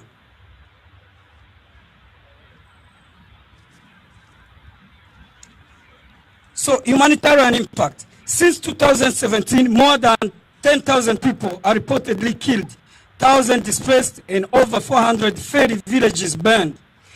The systematic destruction of livestock and agricultural resources has gravely undermined the survival of the affected population. Many individuals have also been abducted or arbitrarily detained far from their families. Abanyamulenge and Tutsi women have been particularly affected. In addition to displacement of violence, they have endured extreme sexual violence, severe psychological trauma, social stigma, and deep economic hardship. Their ability to care for their children and sustain their families has been drastically diminished due to the loss of livestock and restricted access to farmland, water, and markets. So what do we request? In light of this grave humanitarian and security crisis, we respectfully call upon the government of the United States of America to openly speak against the ongoing slow-motion genocide happening against the Abanyamulenge community in the Kinyarwanda speaking of the Tutsi ethnicity. Publicly and explicitly condemn the violence targeting the Abanyamulenge community. Exert increasing diplomatic pressure on the government of DRC to halt the attacks and lift the humanitarian blockade, including by resorting and safeguarding civilian financial channels in South and North Kivu. Work with international partners to secure the withdrawal of foreign forces and states' armed groups from the region. Advocate within the United Nations and other international forums for independent into crimes committed in the East Congo. Support targeted sanctions against individuals responsible for serious human rights violations. Promote secure humanitarian corridor to ensure the safe civilians, particularly women and children in east of Congo. Encourage an inclusive, sustainable dialogue to address the root cause of the conflict and ensure the protection of all communities. Call for the immediate release of civilians detained without due process, including the detained at Makala Central Prison. This prison is a hell. It's a hell for our people. The people are kept underground.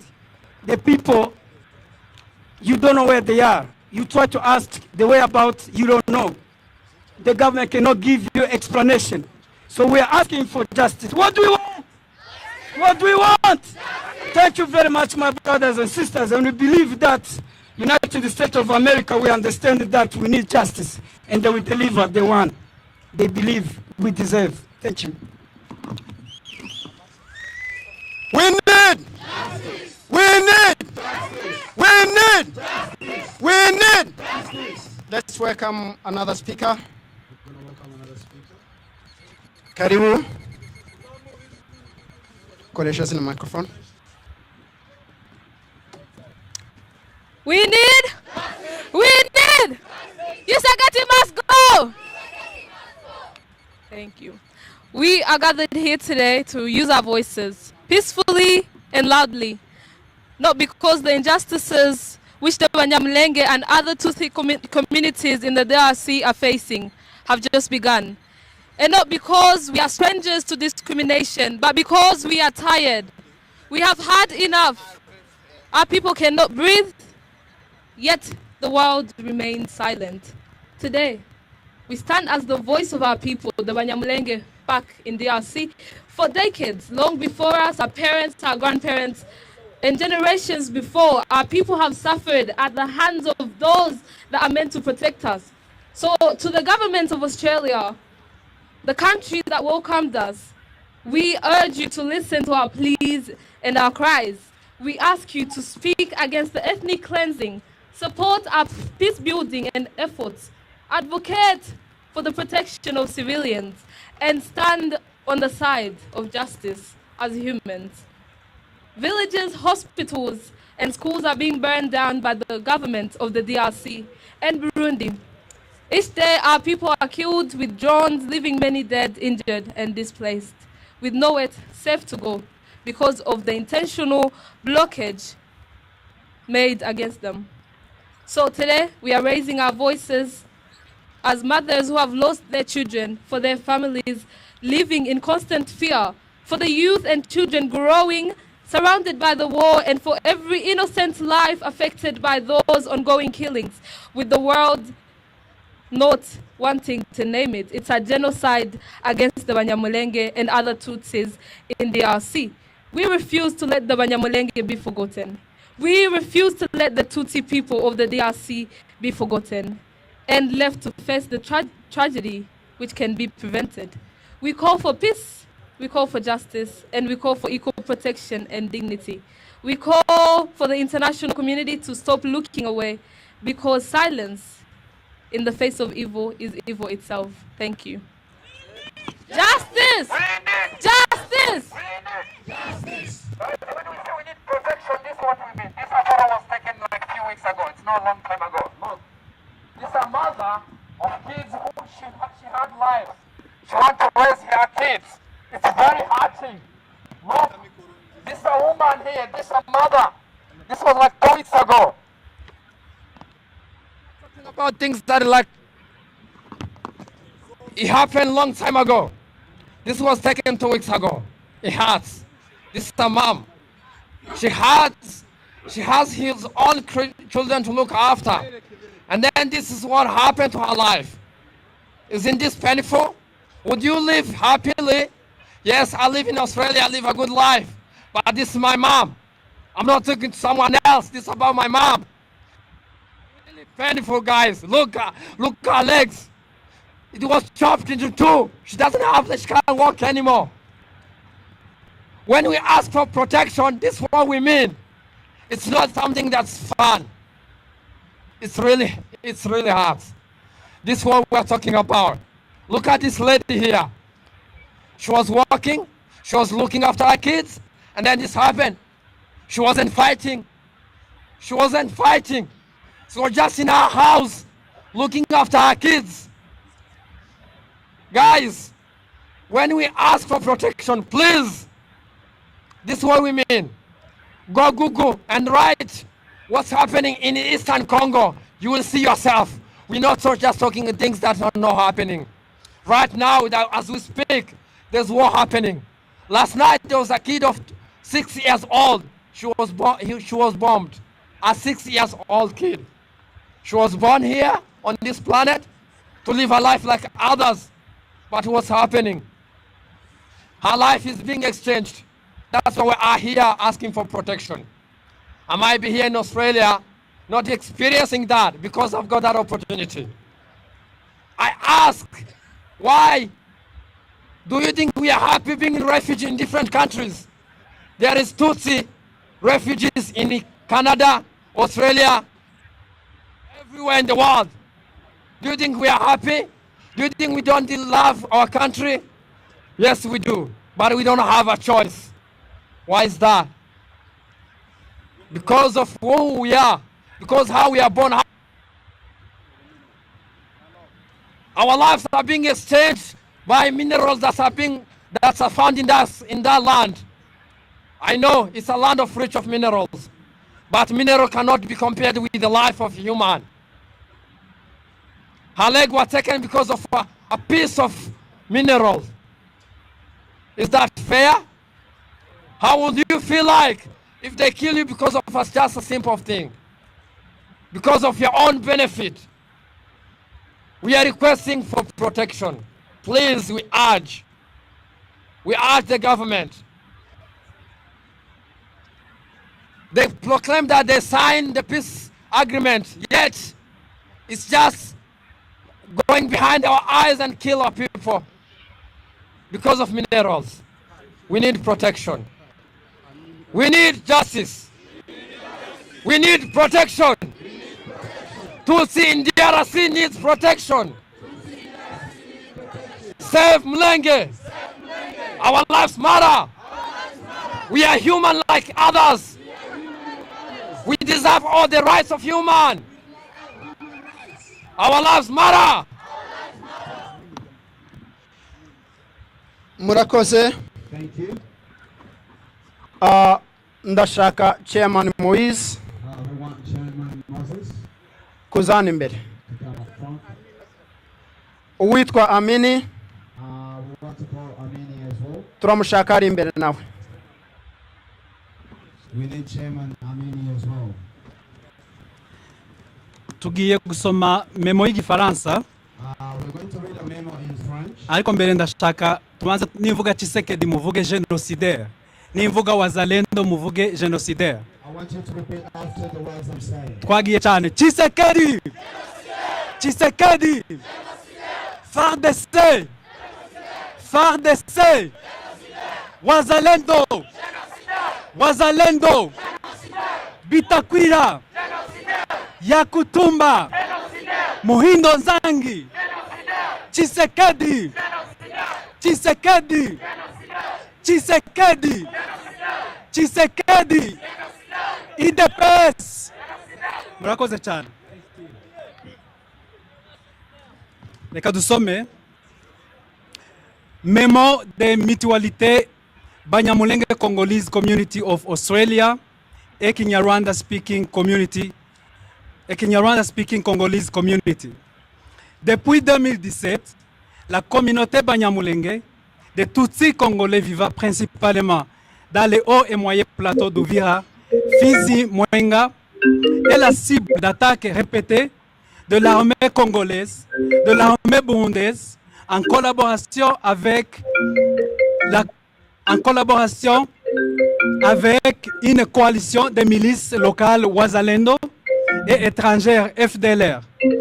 Ces attaques, documentées dans des rapports des Nations Unies, se sont intensifiées après l'accession du président Tshisekedi au pouvoir et la formalisation d'une alliance entre son régime et les milices violentes Maï-Maï, désormais connues sous le nom de Wazalendo, longtemps responsables de violentes attaques contre les Banyamulenge et d'autres Tutsis congolais.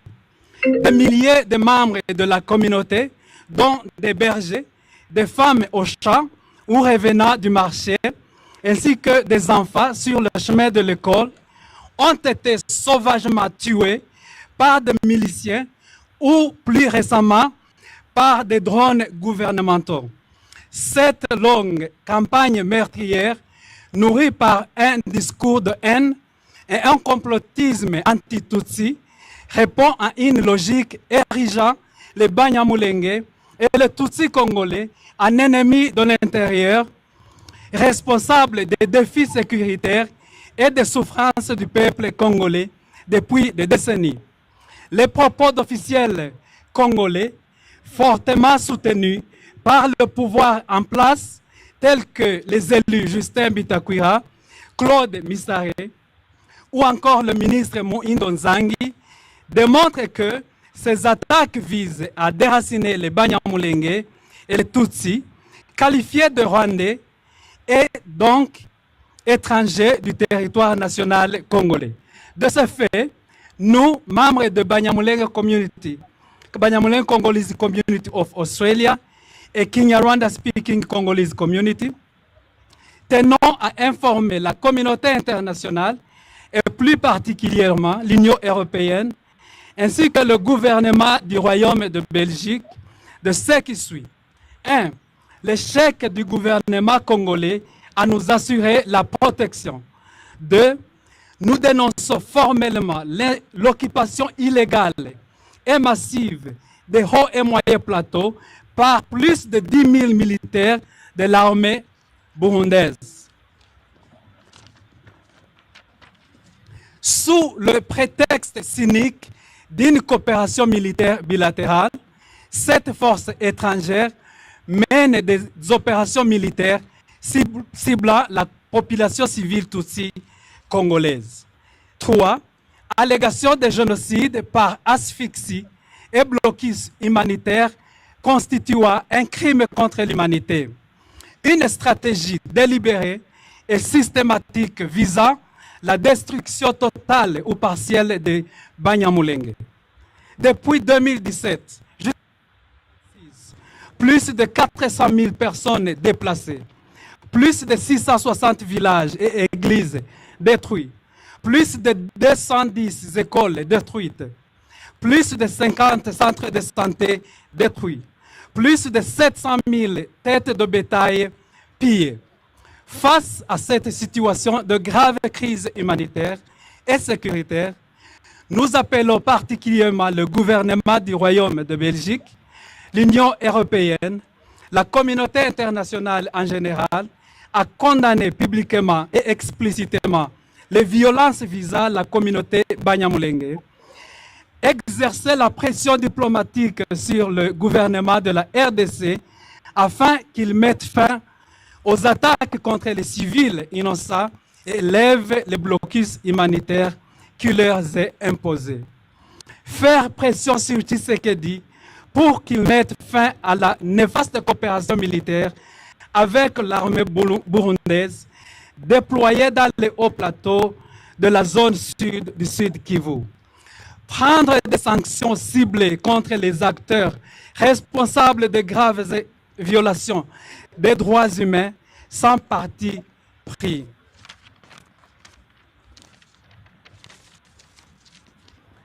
Encourager un dialogue inclusif et durable visant à s'attaquer aux causes profondes du conflit et à garantir la protection de toutes les communautés sans discrimination. Enfin, exercer la libération immédiate et sans condition de tous les civils détenus arbitrairement en violation des droits, y compris ceux incarcérés dans des conditions inhumaines dans les prisons de Ndolo et Makala à Kinshasa pour délit de faciès ou en raison de leur appartenance ethnique. Fait à Canberra le 29 mai 2026 pour les mutualités Banyamulenge Congolese Community of Australia, Zawadi Munyaruhanga, président, Kinyarwanda Speaking Congolese Community, Amin Yuhi, président.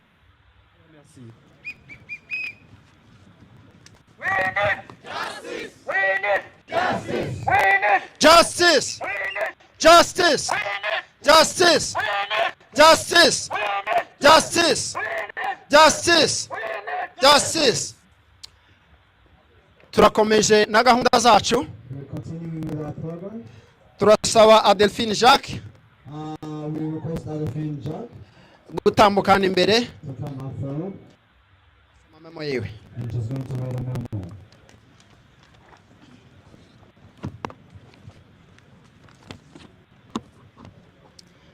To the Embassy of Belgium, His or Her Excellency, we members of the Abanyamulenge and Tutsi communities are affiliated with two organizations, the Abanyamulenge Congolese Community of Australia and Kinyarwanda Speaking Community. Australia-based organization representing these two communities respectfully issue this statement to call the urgent diplomatic engagement by the government of Belgium, as well as coordinated action international human rights organization and global partners. We are here today to express our profound concern regarding credible and ongoing reports of ethnic cleansing and the liability of humanitarian blockade targeting the Banyamulenge population in the highlands of Fizi, Mwega, and Uvira in the Eastern Democratic Republic of the Congo.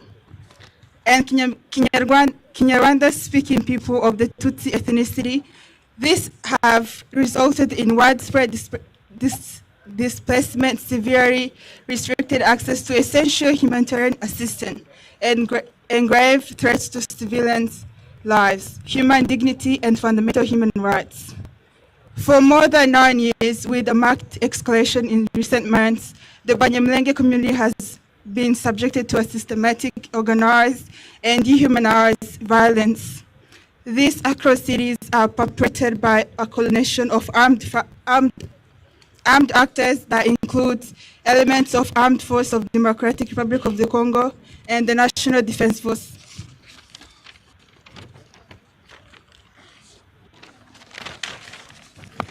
Defense Force of Burundi, Mai groups operating under the name of Wazalendo, the Liberation of Rwanda, and other foreign forces and mercenaries. Additional for many years, violence in Eastern Democratic Republic of the Congo has deeply affected Kinyarwanda-speaking communities of the Tutsi ethnicity through conflict, displacement, fear, and ongoing insecurity. For many civilians have been forced to flee their homes, losing family members, properties, education, and access to basic needs, and conflict continues across the region. Despite the scale of suffering, many affected communities feel their pain. Pain has been overlooked by parts of the international communities and global institutions. Survivors continue to express frustration over lack of strong international attention, meaningful accountability, and consistent action regarding the violence of the human crisis affecting the people. The violence has included targeted bombardments using drones and mortars, massacres of civilians, widespread of sexual violence, destruction of their home and grannies, burning of villages, slaughter of livestock, and the liability destruction of crops and livelihoods. In addition, a total land and air blockade has denied civilians access to food, medicine, and humanitarian assistance, effectively isolating the region and trapping the population in what amounts to an open-air prison. Since 2017, more than 10,000 people are reported killed, thousands displaced, and over 430 villages burned. The systematic destruction of livestock agricultural resources has gravely undermined the survivors of affected population. Many individuals have also been abducted and detained far from their families. The Abanyamulenge and the Tutsi women have been particularly affected. In addition to displacement and violence, they have endured extreme sexual violence, severe physiological trauma, social stigma, and deep economic hardships. Their ability to care for their children and sustain their families has been drastically diminished due to the loss of livestock and restricted access to the farmland, water, and markets. Today, we request the Ambassador of Belgium, in the highlight of the grave humanitarian and security crisis, we respectfully call upon the government of Belgium to openly speak against the ongoing slow-motion genocide happening against the Abanyamulenge community and Kinyarwanda-speaking people of the Tutsi ethnicity. Publicly and explicitly command the violence targeting the Abanyamulenge community. Expert increased diplomatic pressure on the government of DRC to halt and attack and lift the humanitarian blockade, including by restoring and safeguarding civilians financially channels in South and North Kivu. Work with international partners to secure and the withdrawal of foreign forces and non-state armed groups from the region. Advocate with the United Nations and other international forums for independent investigation into crimes committed in the Eastern Congo. Supporting targeted action and against individuals responsible for serious human rights violation. Promote secure humanitarian corridors to ensure and safe delivery of aid affected civilians, particularly women and children in Eastern Congo. Encourage an inclusive and sustainable dialogue to address the root causes of the conflict and ensure the protection of all communities. Call for the immediate release of all civilians detained without due process, including detainees at Makala Central Prison and Doro Prison. Belgium has long-standing reputation as a defender of human rights and a promoter of peace. We believe that leadership can play a decisive role in mobilizing international actions hard to these atrocities and protect the community facing an extensional threat. We respectfully submit this memorandum in the hope of promote and concrete action. Thank you. Tutsi lives matter! Tutsi lives matter! Tutsi lives matter! Tutsi lives matter! Tutsi lives matter! Tutsi lives matter! Tutsi lives matter! Hello? Hello? Hello? We need! We need! We need! We need! Turasaba Pastor Ruvusha Prosper yuko yatambukana imbere.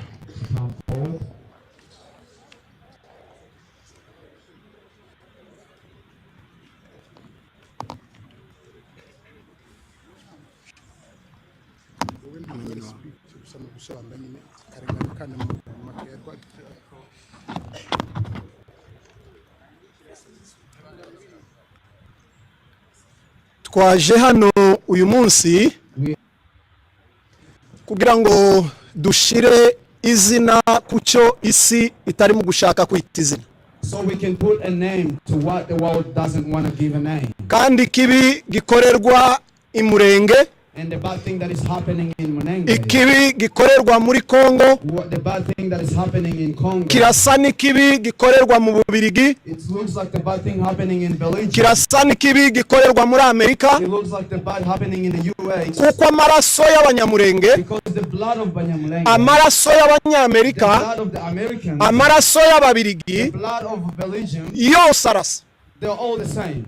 Iyo isi icecetse, if the world is quiet, abantu barimo gupfa, when people are dying, wenda harimo ubufatanyacyaha, there is a correlation in the complicity, cyangwa harimo kwikunda. or there is selfishness. Aba bantu bateraniye hano These people that have gathered here, baje kubwira isi they're here to tell the world ngo amateka y'ibirimo kubera i Murenge, the history of what is happening amateka y'ibirimo kubera muri Kongo, what is happening in Congo, ashigikiwe n'ibihugu bitandukanye, that is being supported by different countries. ibihugu bishigikiye abicanyi, The countries that are supporting killers, ibihugu bishigikiye abagizi ba nabi. countries that are supporting assassins. Ni nko kuvuga ngo inabi mukomeze muyikore. Is to say that continue doing all the Ayo mateka that history, nibatayabazwa n'inkiko, if you're not questioned by the Lord, bazayabazwa n'Imana. you will be questioned by God. Iyo umwana w'umunyamurenge yaraye atariye, When a child of Abanyamulenge is still without food, birasa n'umwana w'umunyamerika waraye atariye. it looks like an American kid sleeping. Kandi Amerika ntigomba guhumiriza The American children shut their ngubwo eyes. ibibi bibera kure y'aho bareba. It's happening from far where they are. Ubwo nibwo butumwa dufite. That's the message we have today. Abantu bareke kwicishwa inzara, Stop dying. Stop the people dying from Abanyamulenge bareke kwicishwa inzara, Abanyamulenge dying from famine. Abatutsi bareke kwicishwa inzara, Dying because of famine. umuturage yumve ko ameze nk'undi. And all civilians to be equal with others. Amasezerano ntasinywe, Let all the agreements not be signed. amasezerano y'amaraso, All the agreements of blood. amasezerano ku buzima bw'abantu, Agreements on the life of people. ibyo bigomba guhagarara. That has to be stopped. Iyo nzara igomba guhagarara, Famine has to stop. ubwicanyi bugomba guhagarara, It has to stop. ibihugu bigomba kubihagarika. Countries has to stop this. We need justice. We need justice. We need justice. We need justice. Guceceka ikibi kirimo kuba, Keeping quiet and the bad is happening. waba ufitanye isano nuko gukora icyo kibi. You have the doing in having the thing that. Nubwo utakwitwa izina witwa none, Even if you're not called the name, you're called. ariko amateka azabikubaza History will question you. yuko Amerika yacecetse, Because the US is quiet Abanyamulenge barimo kwicwa, and the Abanyamulenge are being massacred. kuko Belgique yacecetse, Because Belgium is quiet harimo guhamagarirwa kurimbura abantu. and they're calling on this demolishing the people. Abantu bareka ivangura. Stop the tribal. Amerika ni igihugu cyubaha uburenganzira bw'abantu. US is a country that respects human rights. It can't be respected in the US, Ntabwo bigomba kubahirizwa gusa mu but be supported to be violated in DRC. ariko byemeza kugira ngo bibe Murenge muri Congo. Byaba ari amahano rwose. It will be a shame. Abategetsi bica, The leaders that kill, abategetsi batoteza ababayoboye, leaders that torture the people. abo nibo twaje kuvugira imbere y'amahanga, Those are the people that we're here to talk about. kugira ngo amahanga tuyatange muhamya So that we can witness this. yuko abantu bose bangana imbere That y'amategeko. all people are equal before the Lord. Murakoze cyane. Thank you. We need justice. We need justice. Justice! We need Justice! We need Justice! We need Justice! We need Justice! Giseged! Must go! Giseged! Must go! Giseged! Must go! Can We you raise need this for me? justice! We need justice! tugiye kumva abandi bana cyangwa se abasore We are going to hear from the two youth kubera akarengane twaba dukorerwa because of the injustice they're facing. bashatse kuvuga amagambo akurikira. They want to say the few words. Reka mbaheze microphone. Let me give them the microphone to speak. Thank you. As you can see, here it says, tribalism is so outdated. And my message today is for Congolese youth. And I stand today to call upon the Australian government, the American government, the Belgium government, to stand with us to raise our voice on the international stage at the United Nations and international law. What is the purpose of the international law if it cannot intervene when a government is complicit in the killing of its own people? What is the United Nations for if not to protect the vulnerable, the Tutsi Congolese. I call upon the UN and the international community to act now, to intervene and protect the Abanyamulenge, the Bahema, and all Congolese Tutsis who are being targeted simply because of who they are. To every Congolese person, regardless of your ethnicity, regardless of where you come from, I speak to you directly. Look around you. The same poverty touches all of us. The same corrupt system fails all of us. The same stolen resources leave all of us behind. Our enemy is not each other. Our enemy is the division that keeps us weak while others grow rich from our land, our minerals, and our sufferings. This is not the time to divide ourselves. This is not the time to ask, who is Turi a Congolese? That question has never built a nation. It has only buried one. We have watched other African nations rise. We have seen what unity can achieve. Congo has every resources, every potential, every reason to be great. And it was great. It can be great again. But only if we choose each other than division. Let us shift our focus, not who belongs, but what we can build together as Congolese youth, regardless of where you come from, regardless of your tribe. Congo does not need more borders drawn between its people. Congolese needs youth to stand united. Save Mulenge! Save Mulenge! Thank you.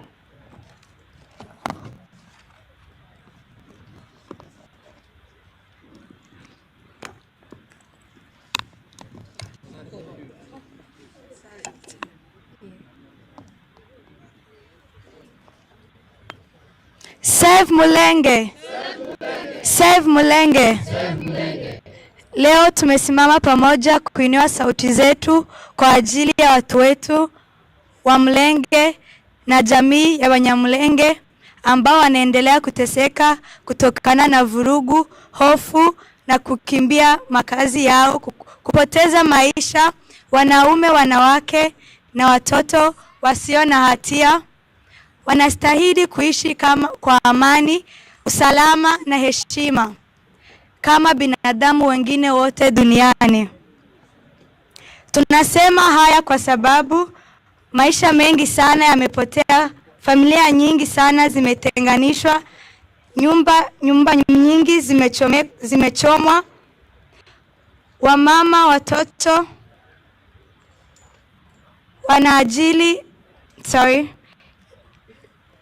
na nyumba nyingi sana zimeharibiwa. Wamama wanalia kwa ajili ya watoto wao. Watoto wanakuwa katika hofu na familia nyingi zinalazimika kuacha kila kitu nyuma ili kuendelea kuishi. Hatuko hapa kueneza chuki, tuko hapa kuomba haki, ulinzi, amani na ubinadamu. Kimya hakiwezi kuendelea wakati watu wetu wasio na hatia wanaendelea kuteseka mchana usiku. Dunia lazima isikie sauti zetu.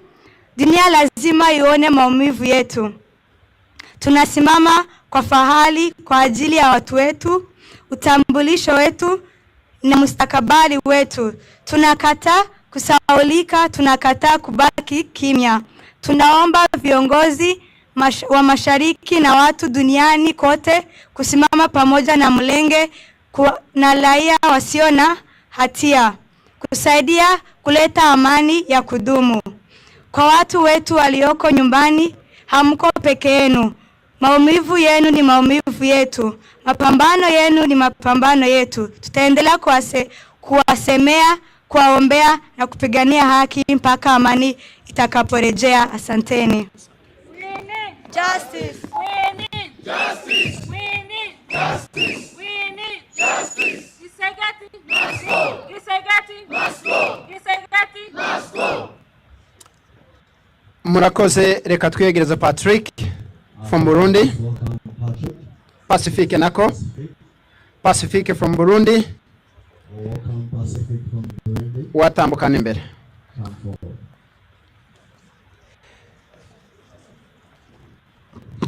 ubwo mufise ndabubona kuko mu bisanzwe ndi nkaduye bavuze ko mba mu Burundi ariko muhumure ndumwe muri mwebwe.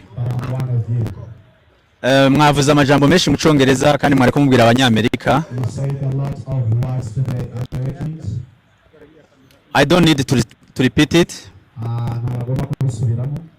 We are in front of American Embassy in Australia.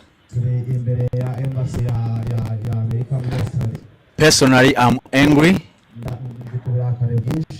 I grew up, I studied at school, and I knew America as the greatest democracy in the world.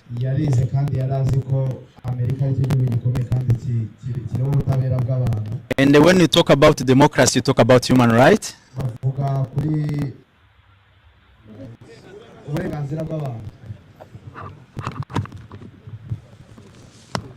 And if we, from Murenge, from Minenge, from Congo, we talk about human rights, we can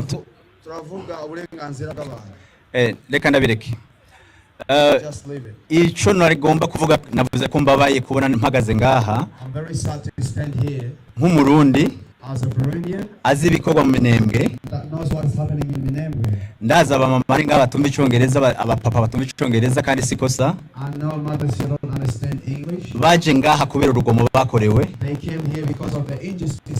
ntibabikorewe na Congo gusa, ubu n'u Burundi bwinjiyemwo buciye muri CNDD-FDD. Uno munsi rero nk'abarundi bari ngaha uko tungana twose twatanguye imbere yanyu kwitandukanya n'abajya babica, na cyane cyane tukababwira ko imbere yuko baza kubica bishe mu Burundi n'ubakibandanya bica. Ico avuga ati mu kabi hashobora kuba mwiciza. Abamama mbona ngaha babonye umumama yarimwe ama ekra ya drone n'amasase. Abana batumva ururimi banze bitonde, abaje bakuze muhumurize, mwibuke ko umwanya mwari kuba muri Minembwe canke muri Sud Kivu, aho twari kubashima twaje, ahubwo mwishime ko mwafashe iyo chance mukayikoresha kugira muvuganira abacu. Ndiko niyumvira ko nzoza ngaha, ndashimira abo batwara gakondo ba Joseph baza Widini, imbere ko tuvuga amadrone ariko arakoroka muri Minembwe no munsi. Raba ivyo gwasa paripe utu FNL yakoze mu Gatumba, ndizi ko bamwe mwari mfise mw'inshuti. Bamwe twarabibona tukarira, twababona ivyo bitambara abamama bambaye, niko bamama Abatutsi kazi b'i Burundi bari bambaye igihe bico. Singomba kubariza, ngomba kubabwira ngo mukibe harava mwiciza kazima mwashoboye kuza muri hamwe. Uyu n'umukrimino yakoze crime dogere bajyanye Bujumbura, afise igikano kigera hari yari umushinga amateka, kuko CNDD bakora bimwe. Uno musi abaza kubica si CNDD-FDD gusa. Aha bazana n'Abanyarwanda baba FDLR baja gusi Kongo bakabica mu nyuma bakabibereye Burundi no munsi. No kuviyo babishe niko bishi iwacu niko bazokwica ni wacu. Igiheruka ndashimiye n'abaje bakiyamiriza uyitwa Baratuza. Abiza amategeko nabo bera kuri Google barazi ko kuzibira abantu ntibaje gusuma, ntibaje ku isoko, ntibaje kurima, ntibaje kwivuza, iyi bayita crime contre l'humanité. Iki gisoda n'ikindo prezana nikitoro prezana nk'abarundi bari ngaha. Uko mubona nk'aduye tubabona nk'aduye. Hama mu gusozera abampari umwanya muto, reka turi ngaha nyene mu vyumve. We are more than business. We are not minerals. The first human right is right to life. Uburenganzira bwa mbere umuntu akeneye imbere yo kwibaza ubundi burenganzira ubanza kubaho. The first right a person to have is life. We are respectful people. But today we can say we are ashamed, and America was supposed to change its course, not to see those people, their families, as business, as bargaining tools. Reka ngeze ngaho umuyobozi ndabona reka ndaba ribi nagomba mvuge ko twese turi twigwaneho ko banze kudutabara twaje ngaha kuko tuzitabara twebwe nyine, and that is the right to defend yourself.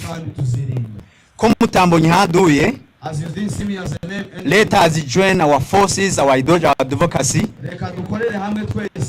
This will make them fear us. Uku twobana abasore n'abakobwa bakiri bato bogenda bakahanga twigwaneho, no one can challenge that. Kuko twavuze turasemera ntimagiza murakoze cyane mubandanye mukomera bavuye kura bavuye hafi. We are strong together kuri coalition genocide muri kaya karere. Murakoze cyane. Thank you. We need justice for Abanyamulenge. Justice for Abanyamulenge. Justice for Tutsi in Congo. Kisegeti. Kisegeti. Kisegeti. Kisegeti. Kisegeti. Turarangije umwanya wacu hano. Ndasaba abasekirite mu gusubirayo ntabwo turi bubone ubufasha bwa polisi. Muri icyo gihe turasaba abantu bacu kubahiriza gahunda zo kugendera ku ruhande aho abantu bagomba kugendera. Ubwo abasekirite bacu baragerageza kudufasha muri iyo gahunda. Muzehe Birori watambukana imbere kugira ngo mfashe kuri icyo kintu. Okay, icyo nongeraho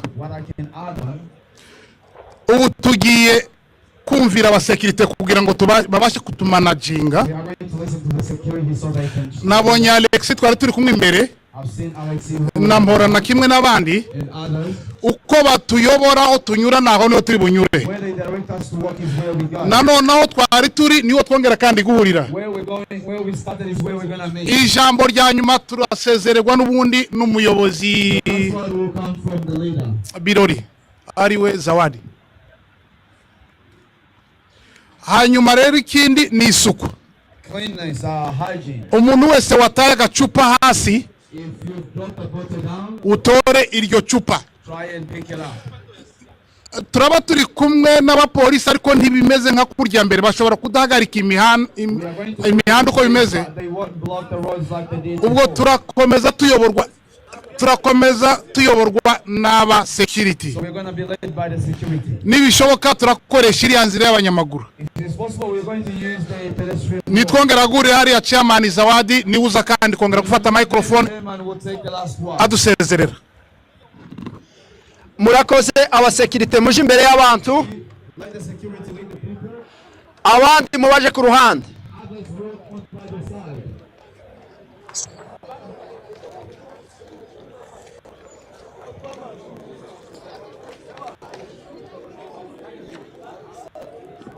Kwezi microphone sinshaka undi mutazi ko shaka abayobozi kubera uzira harese kandi bazivuna ndazibaza mugera rero.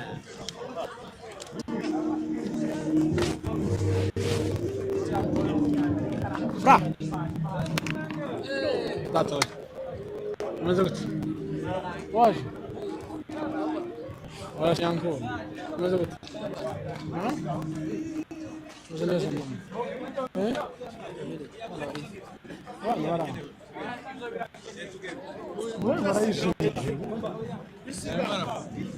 We need justice.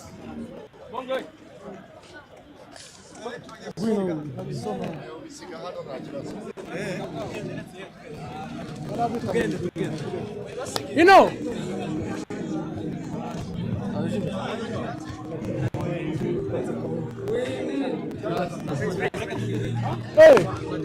Oh, he was? Have you been? Yeah, No, that's not my son. I know, yeah, good. How are you? What? I'm not about brother. Hey, You see Bonker? Yeah, same. Neo! They should have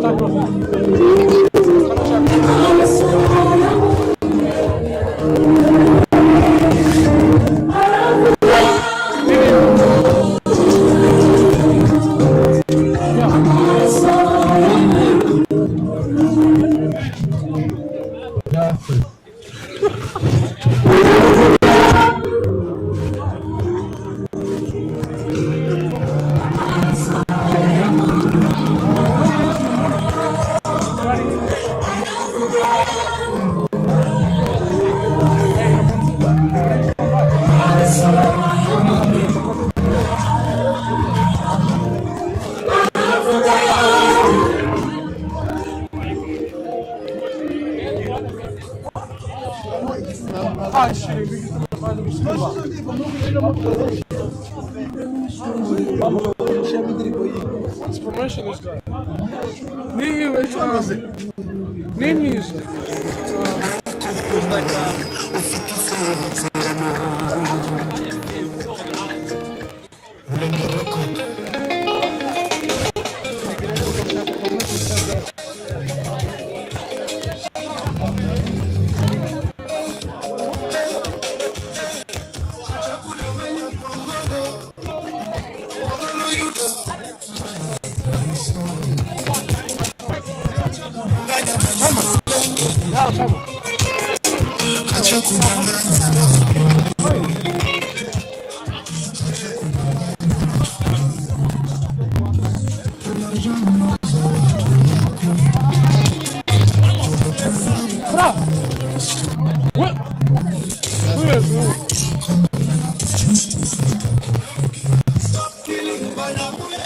Stop killing Abanyamulenge.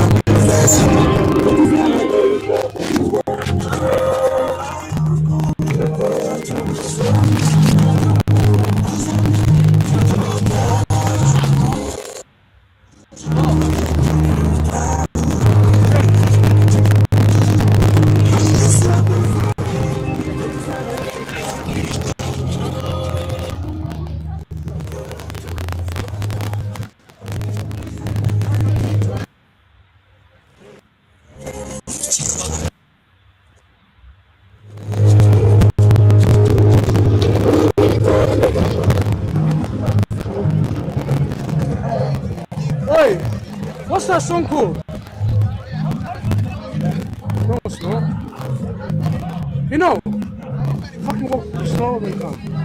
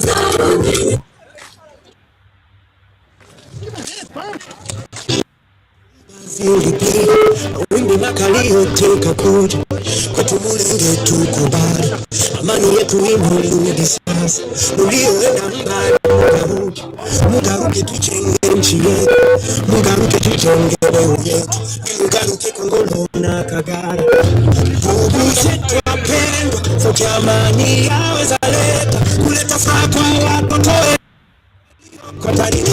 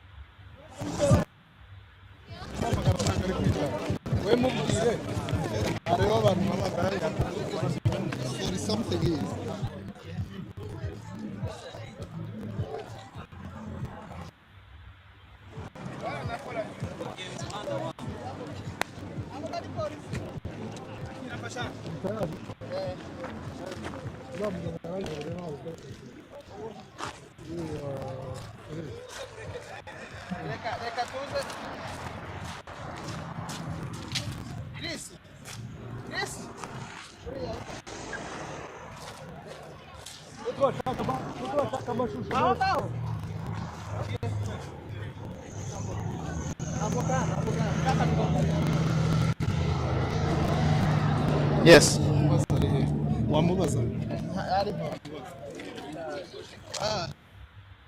Guys, Gadi. Oh, tu kugenda. Byatuzanye hano byo.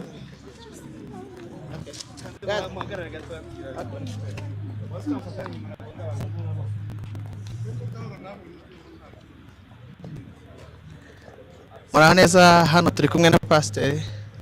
Yego turaho. Hano nkuko tubibona hari abantu benshi ariko ntituzi icyabazanye mu by'ukuri uretse nyine mwebwe nyirizina kubitegura mwabonetse kuri uno munsi. Hano twaje gukora iki? Hano impamvu yatuzanye twaje kwamagana ubwicanyi dukorerwa Umurenge muri Kongo bugize iminsi dukorerwa nabi n'ubuyobozi bwacu ari we Perezida Yakije na Ndayishimiye Perezida w'u Burundi bagize igihe kirekire batwica n'ubu ngubu amadrone ni menshi cyane muri Minembwe akarengane abana basaza abakecuru ingeri zose n'abantu baha bapfa bazira uko baremwe nda politike bagize sibye kuko bari mu gihugu gitoteza abenegihugu. Rero mu mpamvu yatuzanye hano twaje kubwira amahanga ngo atwumve ijwi ryacu baryumve kuko turarengana, Amerika yumve kuko Perezida Trump bareke kugurisha ubwoko bwacu kubera amabuye y'agaciro kugurwa, ariko bumve kikiremwa muntu natwe batugirira imbabazi. Mu mpamvu yatuzanye turi kumwe na mama n'abahungu n'abakobwa bose. Mu mpamvu yabazanye no gutakira abatwumva bose ibihugu byose ngo batugirira imbabazi gira batuhereze ubutabera. Rero murakoze kuri uyu munsi impamvu yatuzanye twari tuje gusaba ubutabera ngo baduhereze ubutabera natwe Abanyamulenge kuko abavyeyi bagize iminsi bapfa barengana. Bega twaje gutakira amahanga. Twaje gutakira amahanga tuyabwira ibyabikorerwa iwacu muri Kongo ko abavyeyi bacu baba bapfa baraswa n'amadrone. Rero nuko nguko niyo mpamvu yatuzanye. yego nshuti zacu nk'uko mubibona hano ni pasiteri twari turi kumwe umwe mu bantu bakuze twari turi kumwe tugerageje kubona ngo tuganire. Turabasaba ko abantu bose uko bashoboye bagerageza kutuvuganira muza akarengane turi kuzira mu gihugu cyacu. Buri wese uzi ibiri kubera Kongo agerageze gushyiramo umusanzu wiwe aho ashoboye hose, ashobora kuvugira hose, isi yose ibimenye. Yes, barabizi ariko barabyirengagiza, ariko dukomeze tubashyiremo tubereke ko ibyo bari kudukorera turimo turabibona. Rero nk'uko mubibona hari abantu benshi kuri uno munsi twagiye kuri imbasi zose tugerageje kuvuga uko dushoboye hamwe n'Imana twizeye ko hari icyo bazadufasha. Pasiteri rero urakoze, Imana igumugisha. Namwe murakoze cyane, turizera Imana yacu izadutabara. Yes, urakoze cyane.